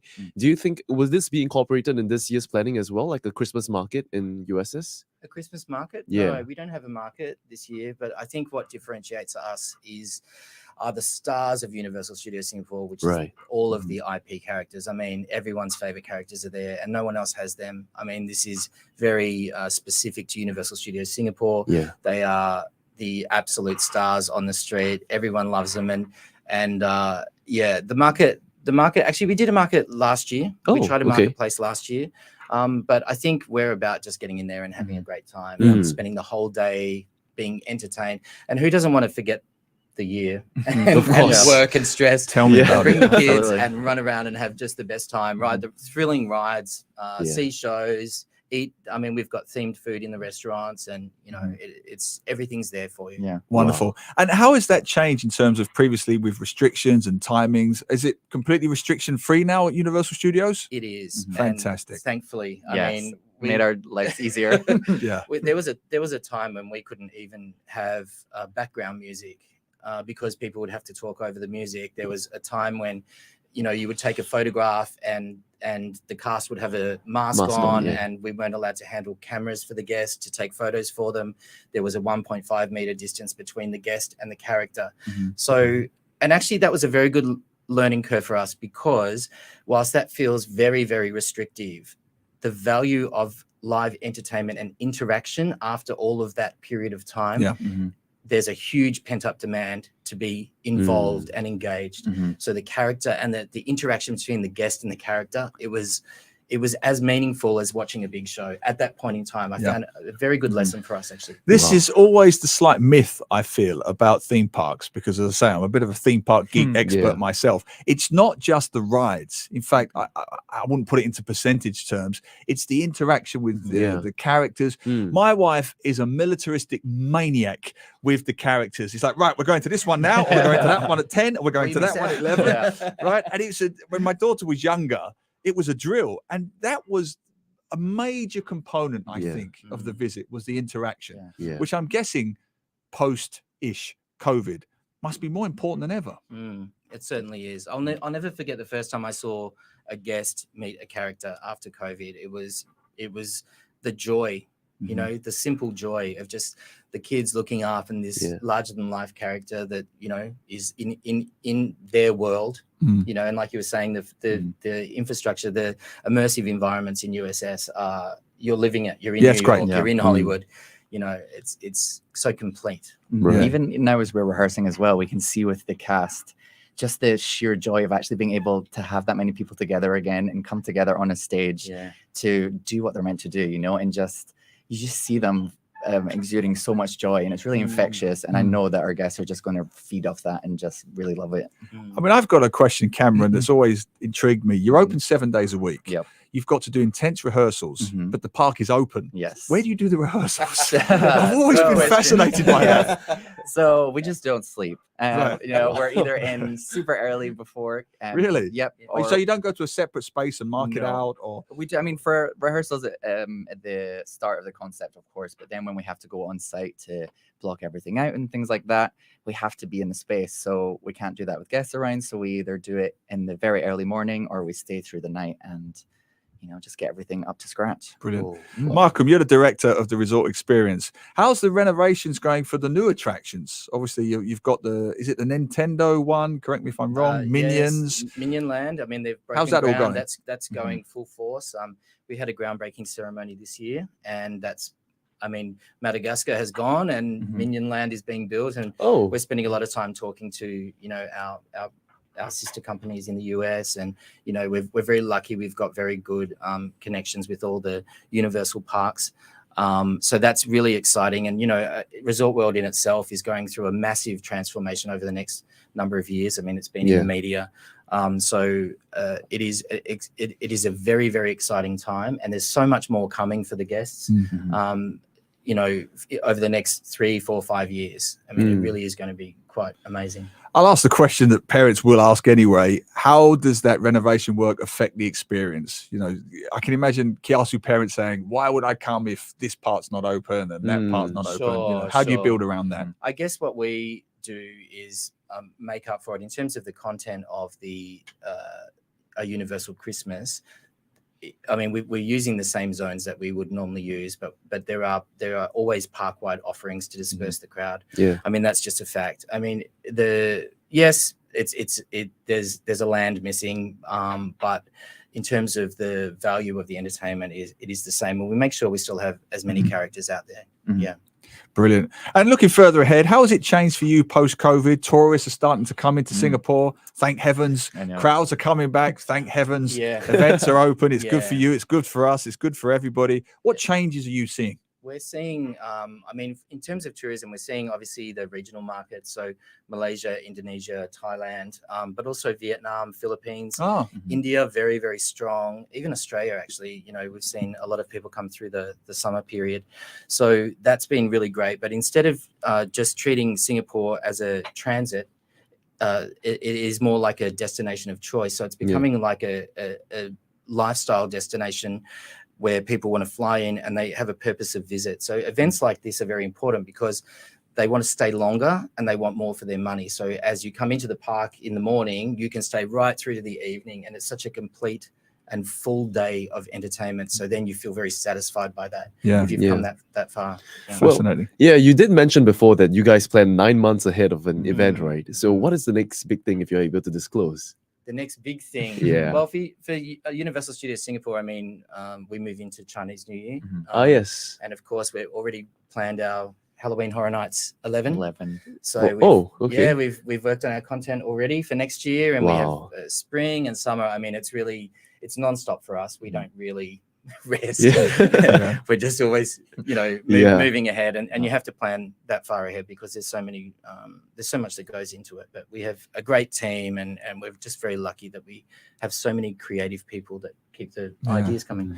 Just a question for both of you, really, one that I'm fascinating, how the makeup and interests differ from park to park around the world. So, for example, if you go to a theme park, the same theme park, I've been to Universal Studios in the West, predominantly the interest is in the attractions. Then you go to one in Asia, and the interest is often in the characters, the interaction. For example, you go to theme parks in China and Hong Kong, it's mostly about the interaction with characters, and there's rarely any cues for the rides. How do you see that in Universal Studios? Because you have this fascinating mix, don't you, between East and West visitors? We do. I think for us, we're obviously much smaller than the international parks. They're gigantic, really, and they've got so many more rides and all that. But I think where our strength lies, I would say that in terms of our animated street stars, we have some of the best in the world in terms of the realization of these characters, the understanding of who they are. They come to life. And we often get recognized for that. So, it's very strong. We still have queues for the rides. People still, of course, the adrenaline junkies still want to get on that roller coaster. The Battlestar Galactica and my daughter. When is it open? I know it's open. Rides, right? Yeah. So there's a good balance here. People want rides, but then I think where we go a bit further in terms of like you said, the interaction and the characterization. That is a strength of ours. We also like to incorporate the characters with live performers as well, which I feel like is one of our main assets here. We do these big shows, but we make sure to incorporate both. So I feel like we really play to both sides there, for the people that want to just see the characters and also the people that are there for the live entertainment and the singing and the dancing. So we really like to fuse those two things together to really kind of get the best of everything for our guests. And final question from me. I mean, for the old guys like me, do you still bring out some of the older characters? I used to have a soft spot for the Charlie Chaplins and the Marilyn Monroes and the Betty Boos. Do they still pop up from time to time? They're on holidays at the moment. Okay, fair enough. He's saying it's time to move on, Neil. It's time to move on. I love all the other guys, but I love those guys. Okay, they're on holiday. All right, so last question then, briefly. In a sentence for both of you, what would be the key highlight to bring your family along for you? I mean, I would say come in and just enjoy the fact that we have live singing, live dancing, we have characters, we have a big show, we have a brand new talking gingerbread man puppet. There's great thematic food. There's, everything is there. It's a one-stop shop. Yeah. Cameron? And just come along and lose yourself in the Christmas spirit and become a kid for the day. Get away, have fun. We're in the business of making fun. So just come and enjoy, and you can't help but go away with a smile on your face with the whole family. Yeah, I'm going. I'm definitely going as well. I'm going. Well, Cameron Dyer, show director of Universal Studios Singapore, Markham Gannon, director of Resorts World Resort Experience, talking about the new Christmas show, which kicks off at Universal Studios starting 23rd of November all the way through to the 2nd of January. Get your tickets now. Guys, thanks for coming in. Thank you very much. Thank you. Thanks. Saturday morning, only on MoneyFM 89.3. You're cruising through your weekend on MoneyFM 89.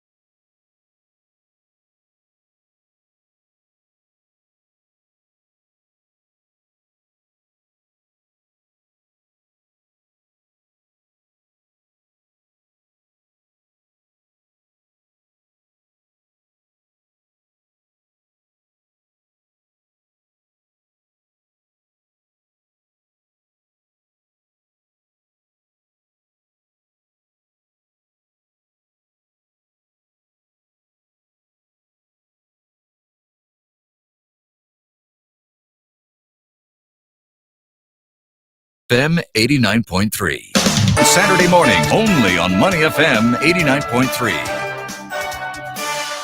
And welcome back to Money FM 89.3 with me, Neil Humphreys, and a very busy and a very... You okay there, Dan the Man? What's happening, Dan the Man? No, it's all good. Everything is good so far.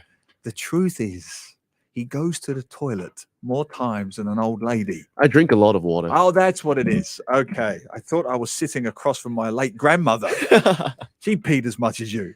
Anyway, he's back in the studio and you're back with us on Money FM 89.3. They were fun guests from Universal Studios. It's fun, yeah. I don't think I've been back. I don't think I've been to USS for a while now. I think the last time I made a trip back to USS was 2 years ago. Yeah. And I think a lot of rides were closed. So I was surprised to hear that the Battlestar Galactica, what was that the one? The roller coaster. Yeah. Yeah, I'm surprised that it was actually open because the last time I went there was closed. Well, I went for the finale of the Madagascar. It shut down, right? Oh, so they had like no. it was like a month-long Madagascar farewell. Right. And I went with my daughter. It was quite, I'm not going to lie, it was quite emotional because my daughter was 3 years old when she first went to Universal Studios in Singapore. It was her first theme park, and her big thing was Madagascar. And I went on that crate adventure ride. Yeah, I always loved that ride. I knew every line. How to do. I knew every line of the ride, right? Yeah. Because we go on it endlessly. Yeah. So we went back for that, and kind of sad that it's closing down. But you've got to update your attractions, right? Madagascar is now 10, 15 years old, and you have to move with the times. I'm glad that it's opening up because I went during the pandemic. I love theme parks, but no one would admit it at the time, but it wasn't that much fun. You had to wear the mask on everything, and it was very hard, social distancing. And look, wear a mask, don't wear a mask. That's completely your prerogative, no problem. But that theme park can get hot. It can. And you're in that mask and you're all day long. It was a bit sweaty and a bit uncomfortable. So I'm glad it's opening up. We've got some comments coming in. Hello, Tan. All theme park tickets are too steep. Yes, they can be expensive, Hello, Tan. Are we going back there again? But Hello, Tan does have a tendency to think a lot of things are expensive. Am I wrong, Hello, Tan? But Hello, Tan, you can do no wrong today because you made me laugh so much with that virtual insanity song that you guessed. That was hilarious. Yeah. That we had to pull. Yeah, extraordinary. So, yes, theme park tickets, all tickets can be quite expensive. It can. In Singapore. Yeah, but I think you brought up a good point because I believe you were an annual pass holder, right, for USS? I was. And I think it's quite a good deal. Yeah. Well, that's the weird thing. Your day tickets, yes, they're more expensive, but the annual pass deal to me was an absolute bargain. Yeah. And I used to use it a lot. I think, don't quote me on this, but I think I paid $388 for the express pass. Wow. For the whole year. That was a few years ago, right. But yeah, it was around there. I think it was $288 for the regular and $388 for the express pass. Don't quote me on it. But to have an annual pass, it's where great. You don't have to queue. Yeah. In the good old days when my daughter was younger, I would literally pick her up from school, jump on the bus, number 10 bus, go all the way down to Sentosa. We had the Sentosa pass, nip across, and we would just go there for a few hours, have makan, and come home. And the only thing we've spent is the $3-4 in the food court. Yeah. What a great dad you are. I am the best. You got a lot to live up to. All right. I've got a lot to learn though. We've got wonderful guests coming up in the 11 o'clock hour. Do stay with us. 11:15, we are talking World Cup. Yeah. And I'm putting the question out there to all of our Facebook listeners and viewers. Firstly, are you watching the World Cup?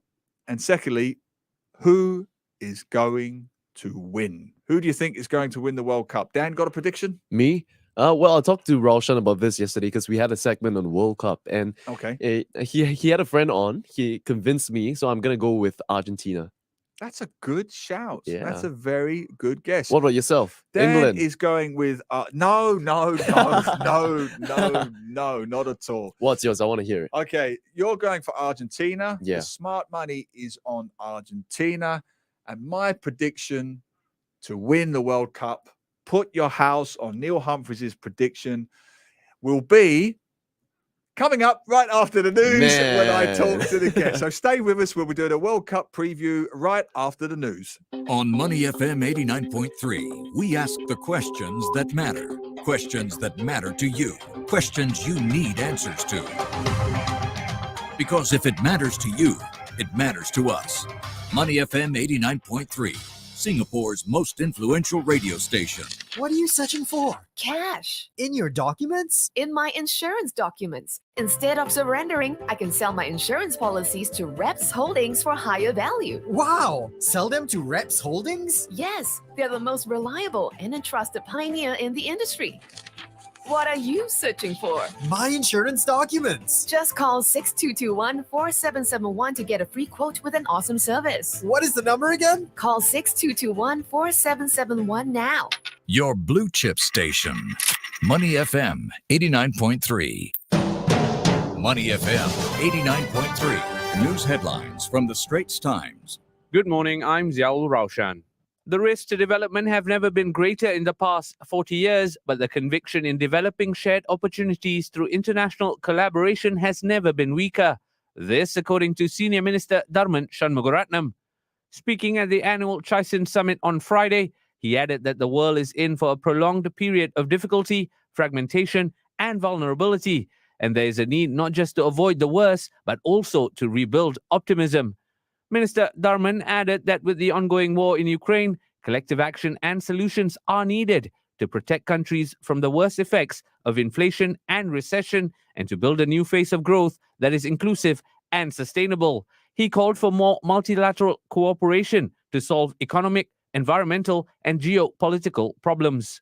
Singapore's Defence Minister Ng Heng has urged China to continue to be a stabilizing force in Asia, especially when geopolitics has become fractious and global problems threaten security.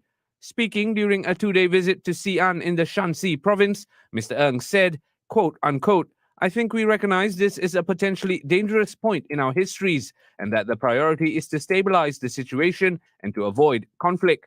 Singapore's defense minister also confirmed that the two countries will step up military exchanges, such as study visits, and resume army and navy exercises in 2023. At least 112 police reports have been made since October 13th regarding phishing scams involving unpaid fines or bills to the Land Transport Authority, with victims losing at least $133,000 to the scammers. In an advisory issued on Friday, the police said victims would receive text messages that were purportedly from LTA, notifying them of unpaid bills or fines. They advised the public not to click on URL links provided in these text messages and to always verify the authenticity of the information with official sources or websites. The police also urged the public to never disclose personal or internet banking details and OTPs to anyone and to report any fraudulent credit or debit card charges to the bank and cancel the card immediately. The election for the Tioman state seat in Pahang has been suspended following the death of Perikatan Nasional candidate Muhammad Yunus Ramli. Mr. Muhammad Yunus died of a heart attack at about 3:30 a.m. on Saturday, when over 21 million voters are set to cast their ballot at Malaysia's 15th general election.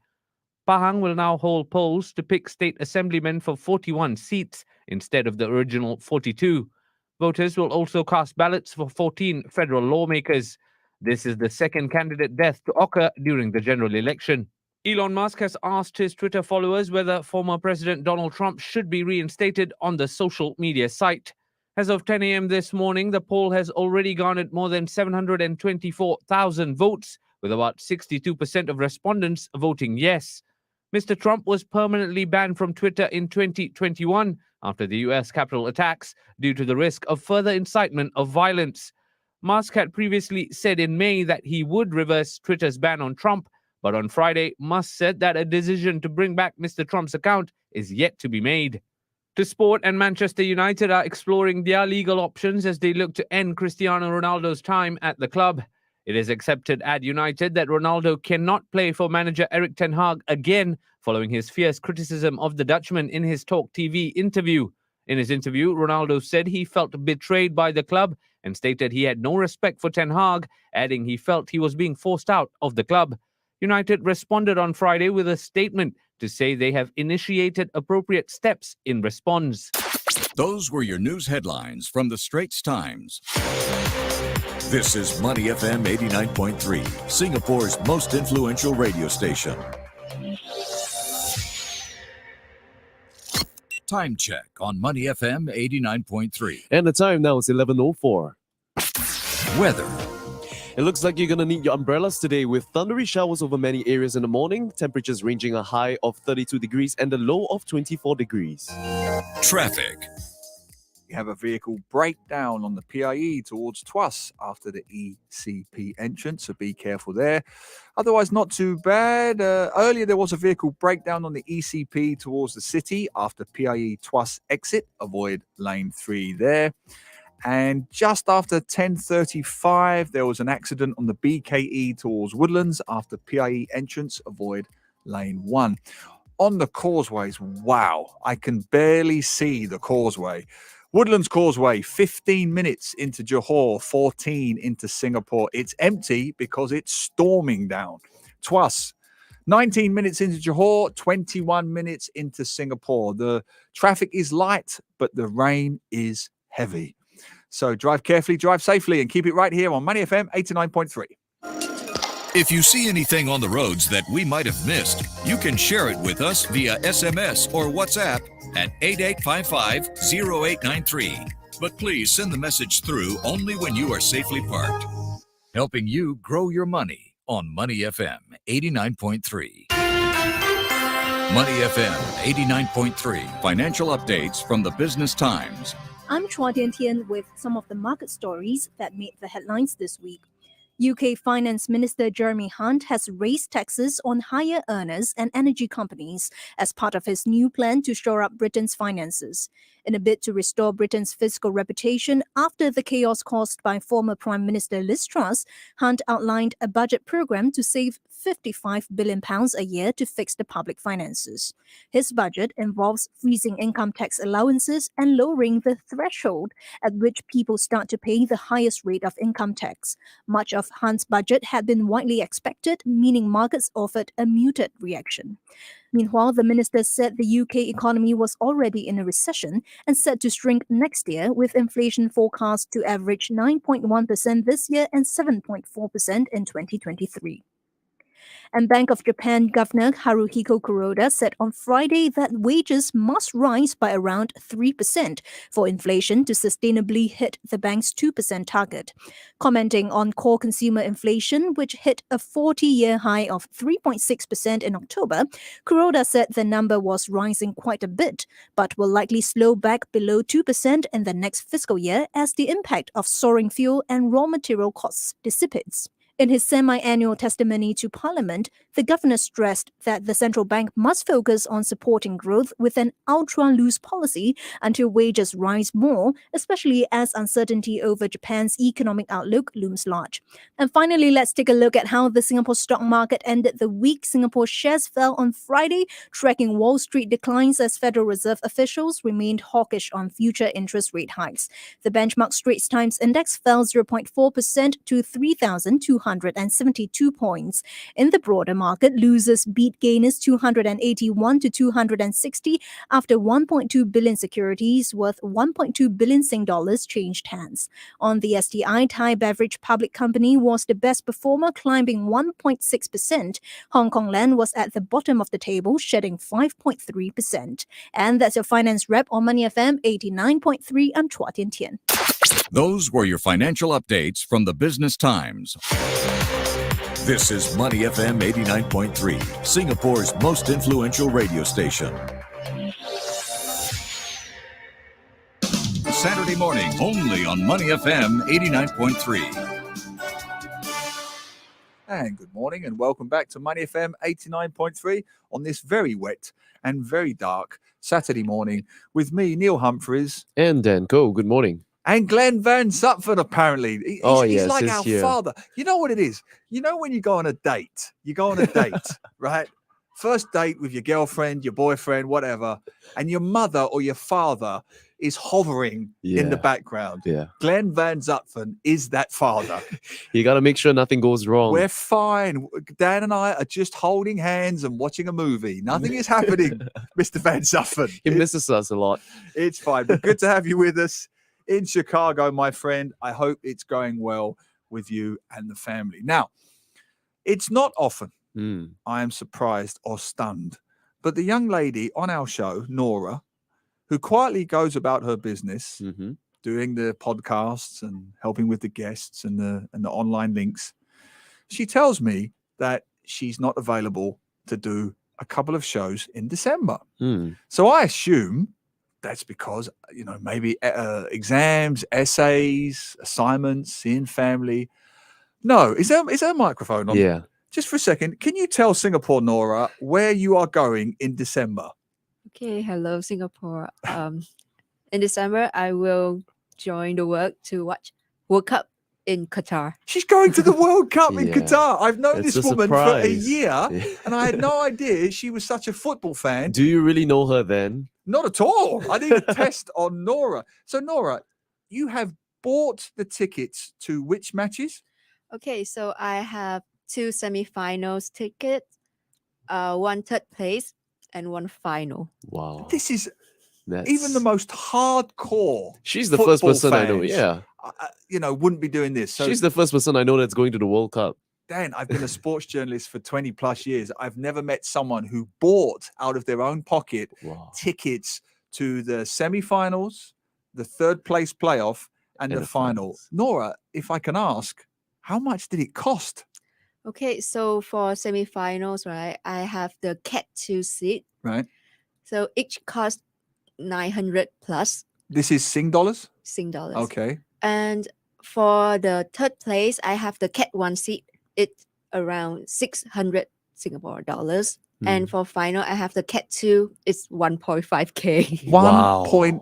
$1,500. Yes. So in total, 1, 2, 3, 4. These 4 tickets are costing you how much in Singapore dollars? Almost 5.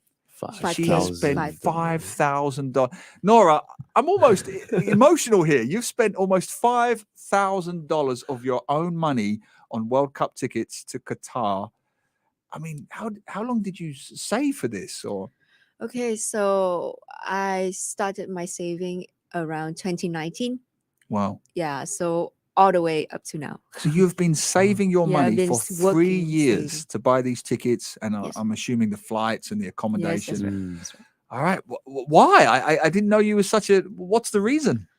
I think it's kind of like my love of football is like my family legacy. Right. I was born in a big family of all boys. All my cousins are boys. Wow. So since I was very young, I've been playing football with them. Of course, I cannot run, cannot chase the pace, but I love the way we hang out together, playing football on the field.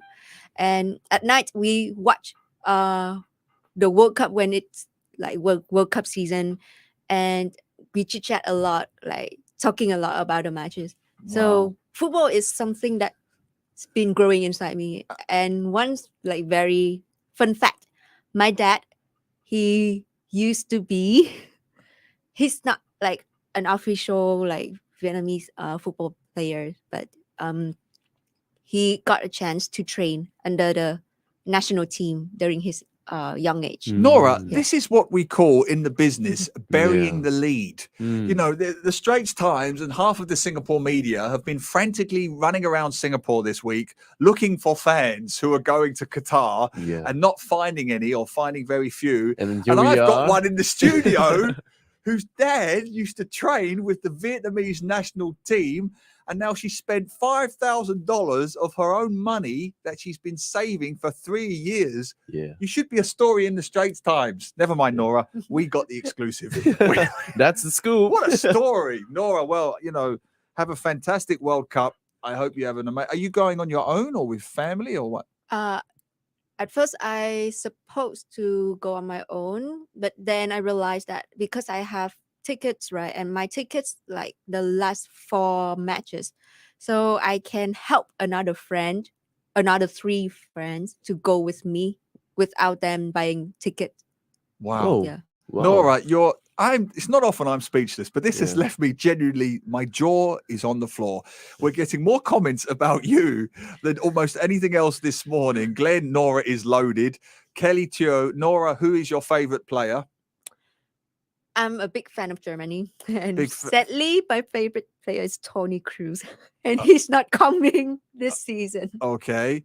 Yes, he's not. That's true. I'm still stunned by this. Someone else said, wish you all the best. Enjoy the trip. And yes, I'll just agree with that. Have a wonderful trip, Nora. I don't know why you're not taking me. And I don't know why you're not taking Dan. But no, I'm Actually, just kidding. I still have 2 more slots. You have 2 more? There you have it. Only I just have 1 friend only, so I still have 2 more slots. So right now you are allowed to enter Qatar, and of course you cannot get inside the stadium because you don't have the ticket. Yeah, Wow. but like you can stay outside, watch the big monitor outside. Well, anyone listening on Money FM, I am now Nora's official agent and ticket scalper. So if you would like to join Nora at Qatar, you'll have to come through me. Starting bids $5,000. I'm just kidding. No, an amazing story, Nora. We wish you all the best. Have a wonderful time. What an experience. Wow, what an experience. Right, okay. I'm stumped, Dan. I'm stunned. It's just come out of nowhere. Yeah. Wow.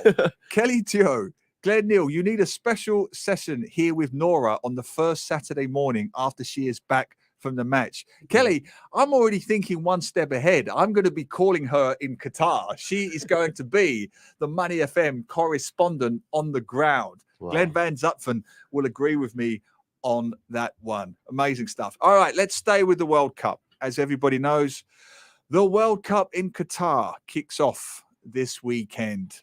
Very polarizing World Cup. What do we think about it? Is it going to be a hit? Is it going to be a miss? Joining us now are 2 sports experts on the matter. Duncan Elias, former S.League footballer, currently living in Canada as a City News Calgary producer, and Chia Keong, editor of Yahoo News Singapore, and has covered many, many football tournaments. Welcome to the show, guys. Good morning. Thanks for having me. Great. Hello, Duncan. It's good to see you, Duncan. I saw you playing in the Singapore S.League, now the Singapore Premier League. I saw you covering local sports in Singapore, and now you're in Canada. How's life in Canada? I'm loving it so far. It's been good. It's been cold. It's -7 degrees where I am right now in Calgary. So still getting used to the weather. I know it's rainy and dark where you are in Singapore, but I would trade it, I think, at the moment. Wow. Well, it's pretty cold in this studio, Duncan. So, all right, let's kick things off. We'll start an opening question for both of you. Maybe Duncan first. What are your overall views about Qatar 2022? Obviously, it's a very polarizing World Cup. What are your thoughts, Duncan? First of all, it's so weird having a World Cup that's happening in the middle of the season. Like the Premier League, the Bundesliga, Serie A, everyone's taking a break.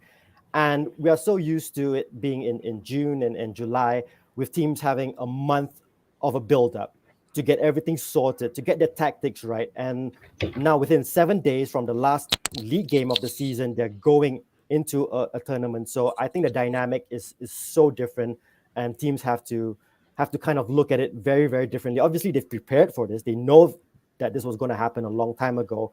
But I still think the short preparation could play an impact in the tournament. Couldn't agree more. Keong, what are your thoughts? Well, I'm all set for the non-alcoholic World Cup, man. So, they just say that, they're not going to sell beer in the stadium. I think it's going to end badly. But just a day before. Great timing. Yeah. But I think it's so symptomatic of this build-up to the World Cup. There's a lot of controversy swirling all around the host Qatar, and then FIFA holding this in the winter time.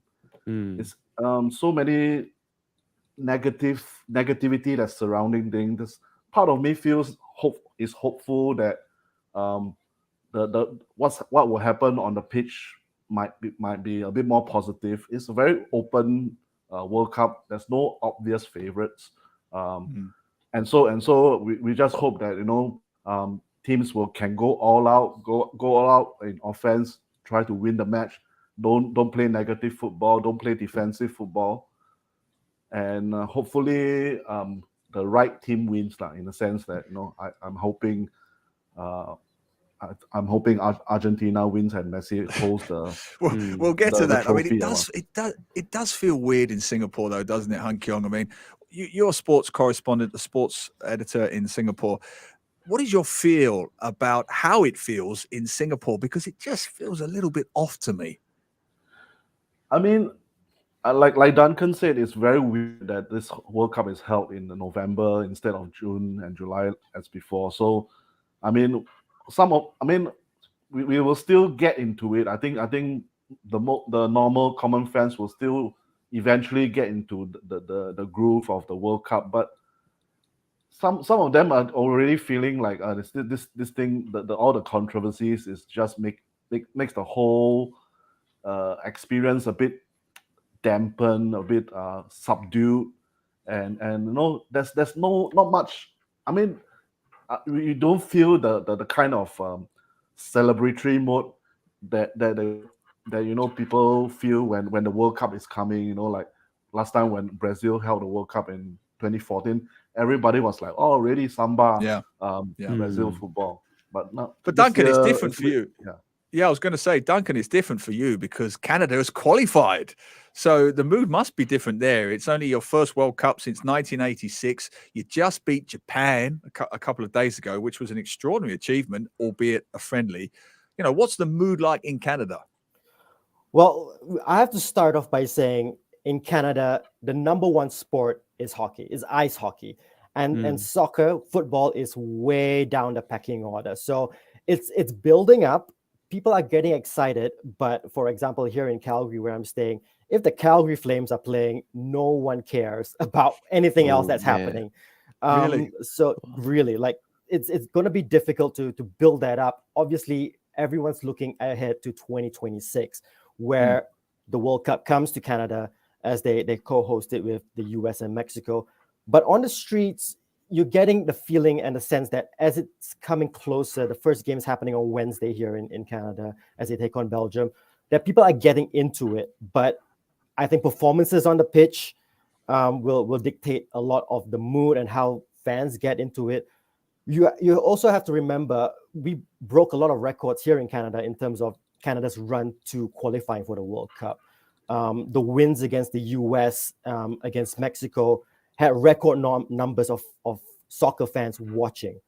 So that in itself says that, the passion for the game, the knowledge of the game is growing, but it's still not there yet. Wow. Right. And guys, I actually want to pose this question to you, the both of you. What are your thoughts on the current pricing of the FIFA World Cup? Because I know right now consumers will have to fork out nearly 40% more for match tickets as compared to the previous one from 2018. And on average is about £812 for the finals. And this compares to, how much we were paying back in the 2006 World Cup in Germany, where it was about £221 per seat. So that's a stark difference, right? And, amidst this controversies like the human rights issues and as well as the recent beer ban, what are your thoughts on the pricing of it? Keong, you could take that one. I actually tried to go online to the FIFA website to see just see how much price of each ticket costs, and in the moment I see the price, I immediately log off from the website. Just nonsense. Sometimes you feel, I mean, football is a game, a sport which played by the masses, and if you're gonna price it that high, how are the masses going to enjoy the experience of the live World Cup game outside of watching it from TV? And TV subscription prices are not that cheap either. So everything is they just increase the prices, right? Priced out of the common person. Yeah. Well, let's just stay with you, Keong. We do have 6 nations, which is it might be, I think it's a record high, isn't it, for Asia? We have 6 nations from Asia taking part in this particular World Cup. Wow. What are your thoughts on that? Are we going to see any nice Asian upsets? No? Okay. I mean, it'd be hard pressed to see if any of the teams could advance out of the group stage. I think Australia maybe, South Korea maybe, but otherwise, the rest of the teams all have either their defense is good or their offense is good. There's none of them is like both defense and offense are well. So, like for example, South Korea, you have Son Heung-min in attack, so they are good in attack, but their defense is suspect. Then if Japan, you have the very good defense, but their attacking is quite terrible. So, same with Saudi Arabia, Qatar, Australia. Perhaps their physicality, maybe they can withstand against the likes of France and Denmark. Maybe they can qualify ahead of Denmark and Tunisia with France, but it's asking a lot of the Australian team also. And what about your neck of the woods, Duncan? Because nothing would make me laugh more if the US beat England. And I know I'm not supposed to say that, but that's how I feel. They're in the same group. Of course, you mentioned there the US, Mexico, and Canada will be hosts at the next World Cup 2026. So a lot of eyes will be on North America, Central America at this tournament. I mean, what is the mood like there generally south of the border? And what do you think about the US's chances? It's not good in the US. They missed out in 2018 and they had this whole rebuild coming up to 2022. They changed the coach. They brought in a lot of young players. In any other qualifying year, I think they would be disappointed not to have topped the CONCACAF group. But I think they are happy just to have qualified at this point. Mexico and Canada, I think, were really impressive during qualifiers. The US really struggled. And even in the friendly matches, they struggle as well. And, they have been getting some criticism back home in the US in terms of, preparations of what they feel they might be able to achieve in this World Cup. And I don't know. I don't know if they will get anything. England will be a tough one. I don't think they will get anything from that. I think Wales will slightly edge them. And, with the whole politics behind the US-Iran match, that will be an explosive match for sure between both teams. So I think they will get perhaps 3 points in that group, but I don't think they'll get out of it into the knockout stages. Fair enough. All right, let's get into the fun stuff. Guys, to start with Keong, who's going to be the biggest flop at this World Cup? Whether it's a player, a team, a nation, who's going to really disappoint at this World Cup for you? I'm going out of limb to say Kylian Mbappe of France. I think, wow, that's a big one. That's a big shout. Why is that? I think there's so much talk that he's the best player in the world. He's going to, or he's going to be the best player in the world. If he's that person, he would have already led Paris Saint-Germain to the Champions League title. I seriously think that, and I think he has underwhelmed in the past few seasons, and now he's viewed as like France's key player. I don't think he's a France key player. I think Karim Benzema will be a better bet. And I think because he did well in the last World Cup, and people might think that he's kind of like going to be pushed on from there. But I think now that everybody knows his quality, he might struggle. All right, Duncan, over to you. Biggest letdown for you, biggest flop. Who's going to be the real disappointment for you? So in my mind, I have one flop in terms of a team and one flop in terms of a player. So in terms of a team, I think Qatar, being there, do they deserve it? Probably not. They wouldn't have qualified for the World Cup outright. And I think in a group of Ecuador, Senegal, and the Netherlands as a host nation, how embarrassing would it be for them not to score a goal and not to get a point as a host of the World Cup? And I think there is every potential of that happening, because do you see them getting anything from the Netherlands? Probably not. Senegal? Probably not. Ecuador? Probably not. So I think they would be the flop of the World Cup. And for a player, I'm not necessarily saying he might be the flop of the World Cup, but there's a whole circus around this personality right now, who has not been in great form for his club side, from missing preseason to when he has been on the pitch. And I'm talking about Cristiano Ronaldo, who will be 38, by the way, in February. And to pin your hopes on a 37-year-old to come out and push Portugal to World Cup glory, who's not been having the greatest of seasons, I think keep an eye on him because, he has a lot of pressure on his back. And after that interview as well, all eyes will be on him. Yeah, we're not allowed to say that in Singapore, Duncan. He has a lot of business interests in Singapore. Sure, I'm sorry about that. we want Cristiano's money. All right, wrap it up, guys. We'll wrap it up in a line or two. Who's going to win the World Cup and why? Keong first. Like I said, it's a very open World Cup. A lot of teams will have a chance to win it. But so what I'm going for is my ideal scenario, and that is seeing Lionel Messi finally get his hands on the trophy that he has wanted all his life, which means that Argentina will win the World Cup. And there's good reason for it. They won the Copa America last year, and they've gone through the World Cup qualifiers unbeaten. So the side may not be as spectacular as the past Argentina sides, but they are solid. They play for the team, and obviously they will still have Messi, who can still create a bit of magic. And so, if everything goes right for them, I'm picking them. All right, final word to you, Duncan.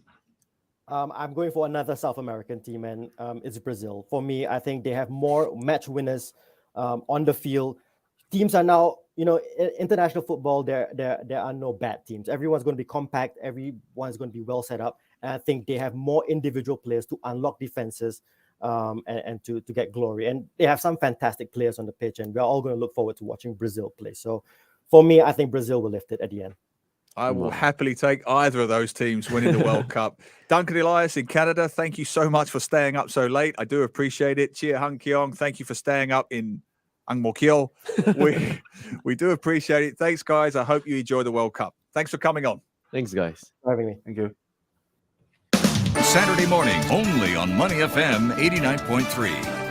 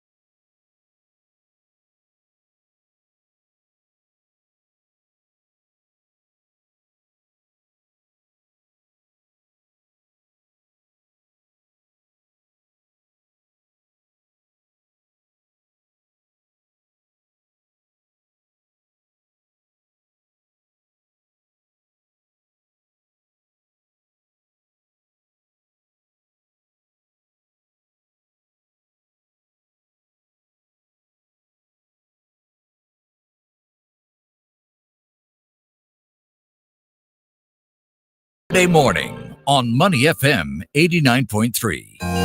Traffic. And there's been an accident on the S.League towards the CTE at TPE PIE exit, so be careful there. Roadworks all across the island and heavy rain, so do drive carefully there. On the causeways, Woodlands, 18 minutes into Johor, 17 into Singapore, and the Tuas second link, the very stormy Tuas second link, is 18 minutes into Johor and 20 minutes into Singapore. I'm Neil Humphreys, and that was your traffic. If you see anything on the roads that we might have missed, you can share it with us via SMS or WhatsApp at 8855-0893. But please send the message through only when you are safely parked. Saturday morning, only on Money FM 89.3. Hello and welcome back to Money FM 89.3. And if you're watching on Facebook Live, Money FM's Facebook Live page, you'll see that the guest is literally sitting beside me. Very keen to get stuck into this one, Dan. Our upcoming guest, look, we got up early this morning. Yeah. We think we're very energetic. Yeah. We think we're hardworking, productive. Mm. We are nothing compared to our next guest, who's going to come on now to talk about the Great Eastern Women's Run, which is the first all-women's physical mass run since 2019. Wow. Joining us to talk about it now is Choo Ling Er, Singapore's fastest Iron woman athlete and Great Eastern Women's Run participant. Ling Er, good morning. Hi guys, good morning. Thank you for joining us. Now, tell us a little bit about the run first. Why are you taking part? Why you like this run?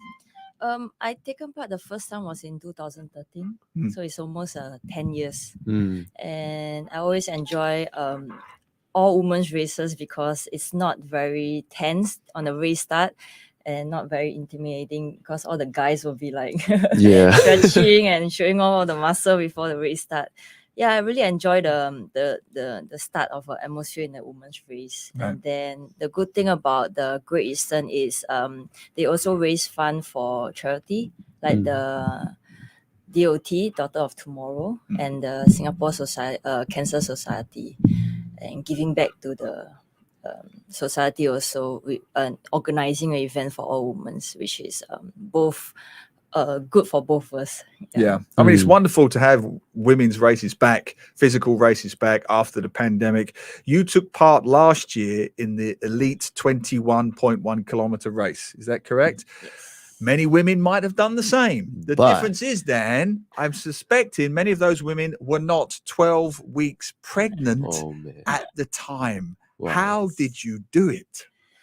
Well, it's been off. I mean, I haven't raced for 2 years because of the pandemic.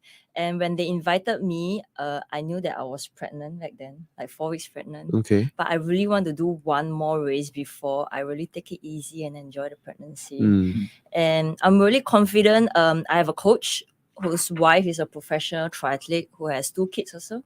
So she trained throughout her whole pregnancy and came back and still win races. Wow. So under his guidance and all that, we were able to give my best during my 12 weeks. How did you do in the race? I came in 7, I think. Wow. And your time for the 21K? 1 hour, 39 minutes. That is insane. At my peak fitness. What was yours, Neil? I did it in about 2 hours, but we don't need to talk about that. I was 6 months pregnant at the time. All right, we don't need to talk about that. So our listeners and viewers are already doing the maths, Ling Er, and are working out, hang on a minute, if she had the baby pregnant, then you could have only had the baby how long ago? End of May. End of May. That's about 5 months ago. 5 months. Yeah. So 5.5 months. 5 Right. months later, you're taking part in the next race this weekend, the Great Eastern's Women's Run. That's tomorrow. Yes. Tomorrow morning. How do you train? How do you train post-pregnancy? How does it work? I did my confinement 28 days, well rested. I came back. The good thing with being a triathlete is I could focus on my swim and my bike more, less impact. And then the run definitely take a longer time because of the hips and my knee joint after the pregnancy. So it started with a bit of run and jog and walk. and then from half an hour to 45 minutes to an hour. It's all about progressive and being consistent every week and see improvement. And because I was focusing more on the Ironman, swim, bike, and run, so I'm able to lesser the workload on the run and build more cardio endurance on the swim and the bike, which is a good thing. And right now, I would say that I'm about 85 to 90% back. But I'm very excited to test my body tomorrow. Wow. Now, this is a question I really want to know. What motivates you? What's driving you? And like, I mean, 12 weeks pregnant and running for a half marathon. I don't think there's a lot of challenge that a lot of people can take up. So, what is driving this motivation? Yeah. Before that, it was all about always when I cross a finishing line, I want to see how much I can give more to perfect my races. And right now, it's actually my daughter. So I actually did a triathlon race 3 months after I gave birth. That was when I'm only 60 to 70% back. It's a long distance triathlon, and I really suffer off the bike run, the 15K run. But what got me to the finishing line was my friends wasn't cheering, "Go, Ling, go." It's like, "Kira, mommy, go." Oh, that's sweet. That's so sweet. it spiked me, and I realized I'm a mother now. I need to set an example. I cannot give up. So it got me to the finishing line, and I won the race. That's wonderful. If you're just joining us, we're talking to Choo Ling Er, Singapore's fastest Ironman, our Ironwoman athlete. Great Eastern Women's Run participant. Again this year, she'll be running tomorrow morning, just 5 months after giving birth. Yes, you heard that right. 5 months after giving birth. How do you do it, Ling? How do you balance the training, the elite level training with parenthood? I'm actually doing this full time. So I have when you're in the office working for 8 hours, I'm actually training and recovering, doing strength and conditioning. Also, it's very different. Last time it used to be train in the morning, sleep, nap, and then train again. But now it's train in the morning, play with my daughter, and then train. I suffer the first 2 or 3 weeks, but your body adapt. Right. And now it's like a natural thing that I was spending more time with her, sleeping only at night, and then. Where does it come from? Where does this running come from? Is it in your family, or is it in the genes? I come from a big family. Right. None of them do sports. Okay. So my Sorry dad, if you're listening, Ling's family. My dad is like, so you do for the whole family, you do the longer distance, the full Ironman. Oh. Well, so if Daddy's listening, let me get this straight. So he's sitting on the sofa watching TV saying, "You're running for all of us." Yeah. Is that kind of, well, he's got it So worked you out. do Huh? the full Ironman for 10 hours. Yeah. Wow. Yeah. Now, this is something I'm always quite curious to know. Like, how do you prepare for an Ironman, and what are the distance that you need to cover? What are the different things you need to do? For the swim, we do 3.8 km, and then we bike 180 km. Oh my. One lap of Singapore is only 120. So What? it's Okay. yeah, and then we run a full marathon after that, which is 42.1 km. And how long would that entire? My fastest was 9 hours 38 minutes, which is the Singapore men's record. Oh my goodness. Well, we have comments already coming in on Facebook, not surprisingly. One of our listeners, Aloysius Lee, says, "Wow, kudos to Ling Er." Isn't it humbling, Aloysius? You know, we're sitting in a radio studio saying, "Oh, aren't we working hard this morning?" Just talking on the radio. It's absolutely extraordinary, Ling. You're a motivation to all. I mean, I'm picturing the Rocky movies, you know, the Rocky boxing movies, Rocky 2, he has the baby, and it's the baby that inspires him to win the championship. Is there an element of that? Do you see a young girl and you look at her and you think, "I'm going to do this for you"? The first 28 days during my motherhood, right, I really suffered and I really want to do swim, bike, run coming back. It was hard, but I managed to get through it, and then now at 5 months I won Ironman races last 2 weekends. And then all I want to tell every woman out there is that the moment I cross the finishing line, I want to tell them is that if you have a goal or target, even if after giving birth, as long as you work hard, you can actually get to your goal. That's amazing. That's a living If proof I right can there. do it, you can do it. Yeah. And does your husband participate in any of these stuff? I'm only saying it because he's embarrassed in the You're studio. putting him in the spot. He's in the studio at the moment. Does he do any of the In order for me to do this full time, right, he has to bring home the money. So Wow, so every time when he tell me, hubby. "Oh, I have this work meeting," I'll go ahead. Wow. Just work harder, okay, so I can keep going doing this full time. Just check he's not next door on the PlayStation, okay? When he says he's on the meetings or whatever. No, fantastic. And I want to ask specifically, what is it about this particular run? You know, I've been a supporter of the Great Eastern runs over the years. I think they're terrific. What is it that you like about the Great Eastern Women's Run? I feel the organizer and the Great Eastern team itself, they are very close to us. They really get to know us, the elite people, and then the elite runners, and then they make it close that it's local runners. So it used to be like a lot of races they are open up for overseas and all that. So this one highlights really the Singapore women's top elites where they are training, and not a lot of them are fortunate to train full times like me. So most of them they have families like 2 or 3 kids or so. They have a full-time job and they are doing this out of passion, out of their pocket also, training, representing SEA Games and Olympics.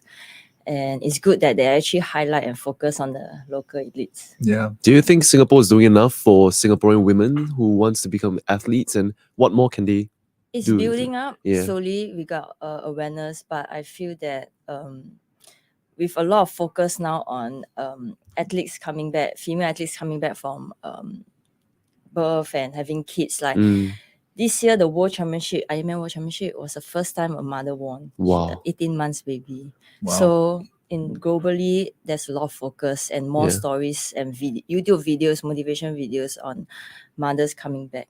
Well, your story is motivating us. One of our listeners, Kelly Teo, impressive Ling. That's an understatement. Yes. It's very, very impressive. One of the questions we get, or one of the conversations we have on this show almost every week when we have a sporting event, an athlete in the studio, it's the balance between work and studies, training and studies. I would like my kid to be an athlete like you, but they have to study, so they can't. What would you say to that? Let's be frank, Kiasu mindset that it's either studying or training. It can't be both. What would you say to that? My daughter haven't reached a stage that she needs to study yet. Yeah. So we No, I mean, shouldn't- I know you don't have to tell her, but just for the parents listening. Yeah. Prioritize lah. Like for me, I also want to watch the Netflix, but I know if I spend 2 hours watching the Netflix, I can spend 2 hours on my daughter, and then really and then morning when I'm out training, that 3 hours I focus on myself, and the 3 hours in evening I focus on myself. The rest of the time, I need to prioritize my time. Wow. Just What sort of legacy, it's a big word, I know, but what sort of legacy would you like to pass on to your daughter with all the training and the running and the events that you do? So in the Ironman race, it's an individual sport. Everything I do is purely from my hard work. So for me, I believe that if you want something, you have to work for it, and then you will see your result. So don't expect anyone to hand you something. Yeah. So that's something that I want her to know, that she really have to work hard. Wow, that's inspirational stuff. I'm This is speechless. fantastic. I don't even absolutely- know what to say anymore. Brilliant stuff. So you're running tomorrow. What time is your race tomorrow morning? Oh, we have to start flat off at 5:15, but they make us report at about 4 a.m. That's the price of being an elite runner. So even my daughter won't be out yet. Oh, man. Okay. And what do you hope? I don't want to tempt fate or anything like that, but what are you hoping for? Have you set yourself any time goals or anything? Like I said, I really want to test myself. I feel like I'm only 85-90% back. It will be a good test. I did 2 Ironman last 2 weekends back to back. I won my race. That was my main focus because I'm a Ironman athlete. So this race, it's pure run. Like I said, I've been struggling on my run compared to my swim and bike. It's so much easier to come back from my swim and bike. Yeah. So tomorrow will be a test of where I am with the runners to actually help me with my full Ironman in next year March. Wow. Wonderful. Well, all the best. Absolutely. Choo Ling Er, Singapore's fastest. Is it Ironman? Do I say Ironman? Ironman. I've been saying Ironman, Iron Woman. I don't know which one. Ironman, Okay, I'll stick with that. Singapore's fastest Ironman athlete taking part in the Great Eastern Women's Run 5 months after giving birth. It's unbelievable. We wish you and all of the runners taking part tomorrow in the Great Eastern Women's Run all the best. And when you win, come back on our show. Okay. Congratulations and good luck. Thank you very much. Thank you. Saturday morning, only on Money FM 89.3. You're cruising through your weekend on Money FM 89.3. Money FM 89.3.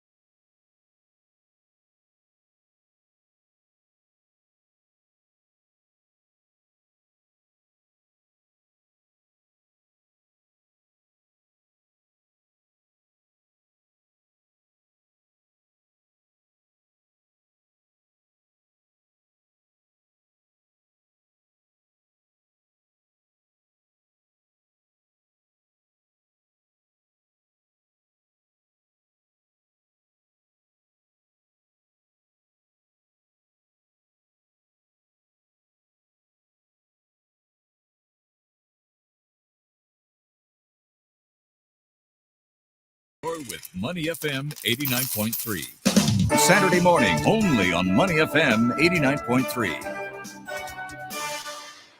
Wow. Welcome back to Money FM 89.3. Yes. With a very humbled, suitably chastised Neil Humphreys. Dan, that was one extraordinary, humbling interview, eh? It is very. And for myself, I thought waking up at 5 p.m., just doing a simple exercise every day for 1 hour is enough. Man, I've got a long way to go. I know. I felt a little bit lazy this week because I had the COVID jab, the booster on Monday. No, that's fine. And I mean, they say no physical activity for 2 weeks. Yeah. I'm not going to wait that long. But you don't want to kill yourself. But at the same time, I've gone about 4 days without exercise. I do tend to exercise most days. But when you see Ling, I mean, you watched on Facebook Live. She's so lean. She's so sinewy. She's so fit. It's extraordinary. Yeah. 5 months after giving birth, she's running half marathons and she's Singapore's top Ironman. Yes. Humbling. And best takeaway from the whole show today. It is. Don't talk. Don't think. It sounds like the sneakers commercial. Just do it. That was her takeaway, right? Yeah. You can spend 2 hours watching Netflix or you can spend time with your daughter and do some exercise. Wow. Yeah, I really have nothing else to add. I was left speechless by the end of the interview. It was fabulous. Yeah. So yeah, I would say that was the best interview for the day for me. I won't say really that. enjoyed All that. our interviews are like I'm our kidding. babies. Yeah, They're all like of them our were good. babies.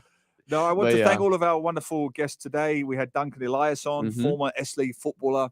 I'm so glad. I have to say this. I know Duncan.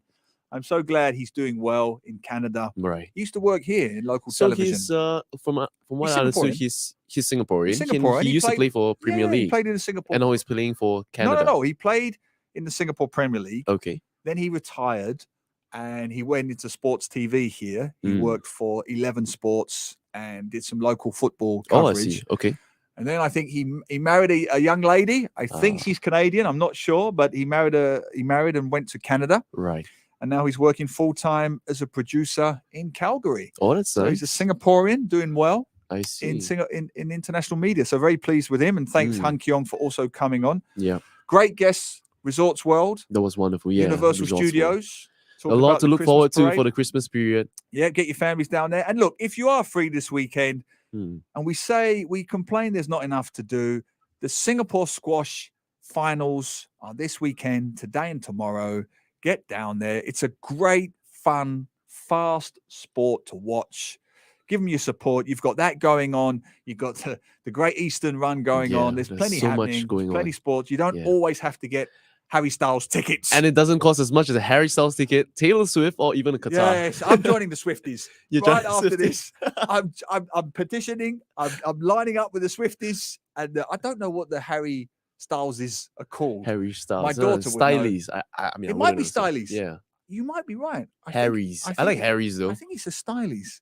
I don't know, but yeah. So, Dan, you did it, man. Yep, we did it. You passed the literal test just after 9 o'clock, Mm-hmm. and you passed the more metaphorical test through the show. Great job, fun. Dan. Great job. Thank you so much. That was good fun being with you. Oh, we'll start kissing and cuddling in a minute and hugging and crying. And I want to thank all of our wonderful guests and visitors onto our Facebook Live. Sean McEwen says, Glenn Van Zutphen, you're fired. No. That's a bit harsh. We'll just alternate. We'll alternate. No, you're just sliding it in slowly. Yeah, we'll alternate. Van Zutphen every other week with Dan the Man Co. Elias Lee, great show. Glenn, no need to worry about everything. Glenn, safe travel home. Glenn, Aloysius, I love you. And we did a charity walk together, but that's about 15 mentions of a man who's not even here. Yeah. His presence has to be known, whether or not he's here or not. He's like the Emperor Palpatine from the Star Wars movies. He's always there. But thank you, Sean, and thank you, Rohit, and everyone else for your wonderful comments. We got over 80 comments today. Dan, very briefly, what are you up to this weekend? This weekend is all about studying because I've got an exam coming up on Monday. You're the man. Yeah. You're the man. You are like Mark Wahlberg. Remember, I compared you to him before. Mark Wahlberg, the actor, famously released his day's schedule. Yeah. 4 o'clock gym, 4:30 prayers, 5 o'clock breakfast, 6 o'clock this. Well, if I'm being honest, Go on. I do set my alarm at 5, but I actually get up at 6. Still. So you've got an exam on Monday. What is it in? It's all about law and ethics. So you're going to become a lawyer now. Well, who knows? I don't want to correct you, but it's actually ethics. Ethics, yeah. TH. Okay. Okay, Sherlock. Ethics. Not ethics. But no, you did a great job. And Aloysius has now wished Dan good luck. So thank you, Aloysius. That's Thank you. Dan, and that's Glenn. And What about yourself? What are you up to? I'm just wondering why Aloysius has mentioned every single person on this show except me. Kenny Fu, happy International Men's Day. Oh, well, thank you. Is that such a thing? I thought every day was International Men's Day. I think it's the women and other groups that need support. But thank you, Kenneth, and thank you for listening to the show. But what about yourself? What do you have planned for the rest of the weekend? Preparing to give some workshops at the American School. I also have to hurry and finish this 3-part TV series that I ridiculously agreed to write, even though I don't have the time. I've written 2 episodes, and at some point this weekend, I've got to write the 3rd episode. Sounds like business is good. TV series. Yeah, it's okay. Aloysius, thank you, Neil. You are the star. I wasn't fishing. Yes, I was. I'm that shameless, Aloysius. He's feeling a bit of FOMO. No. It's all good. But seriously, we're nothing without you guys. So thanks for all your comments. Hope you all have a wonderful weekend. Dan, you've been an absolute superstar. Absolute pleasure as well. We'll see you again very, very soon. Take care, everyone, and have a wonderful, safe weekend. On Money FM 89.3, we ask the questions that matter. Questions that matter to you. Questions you need answers to. Because if it matters to you, it matters to us. Money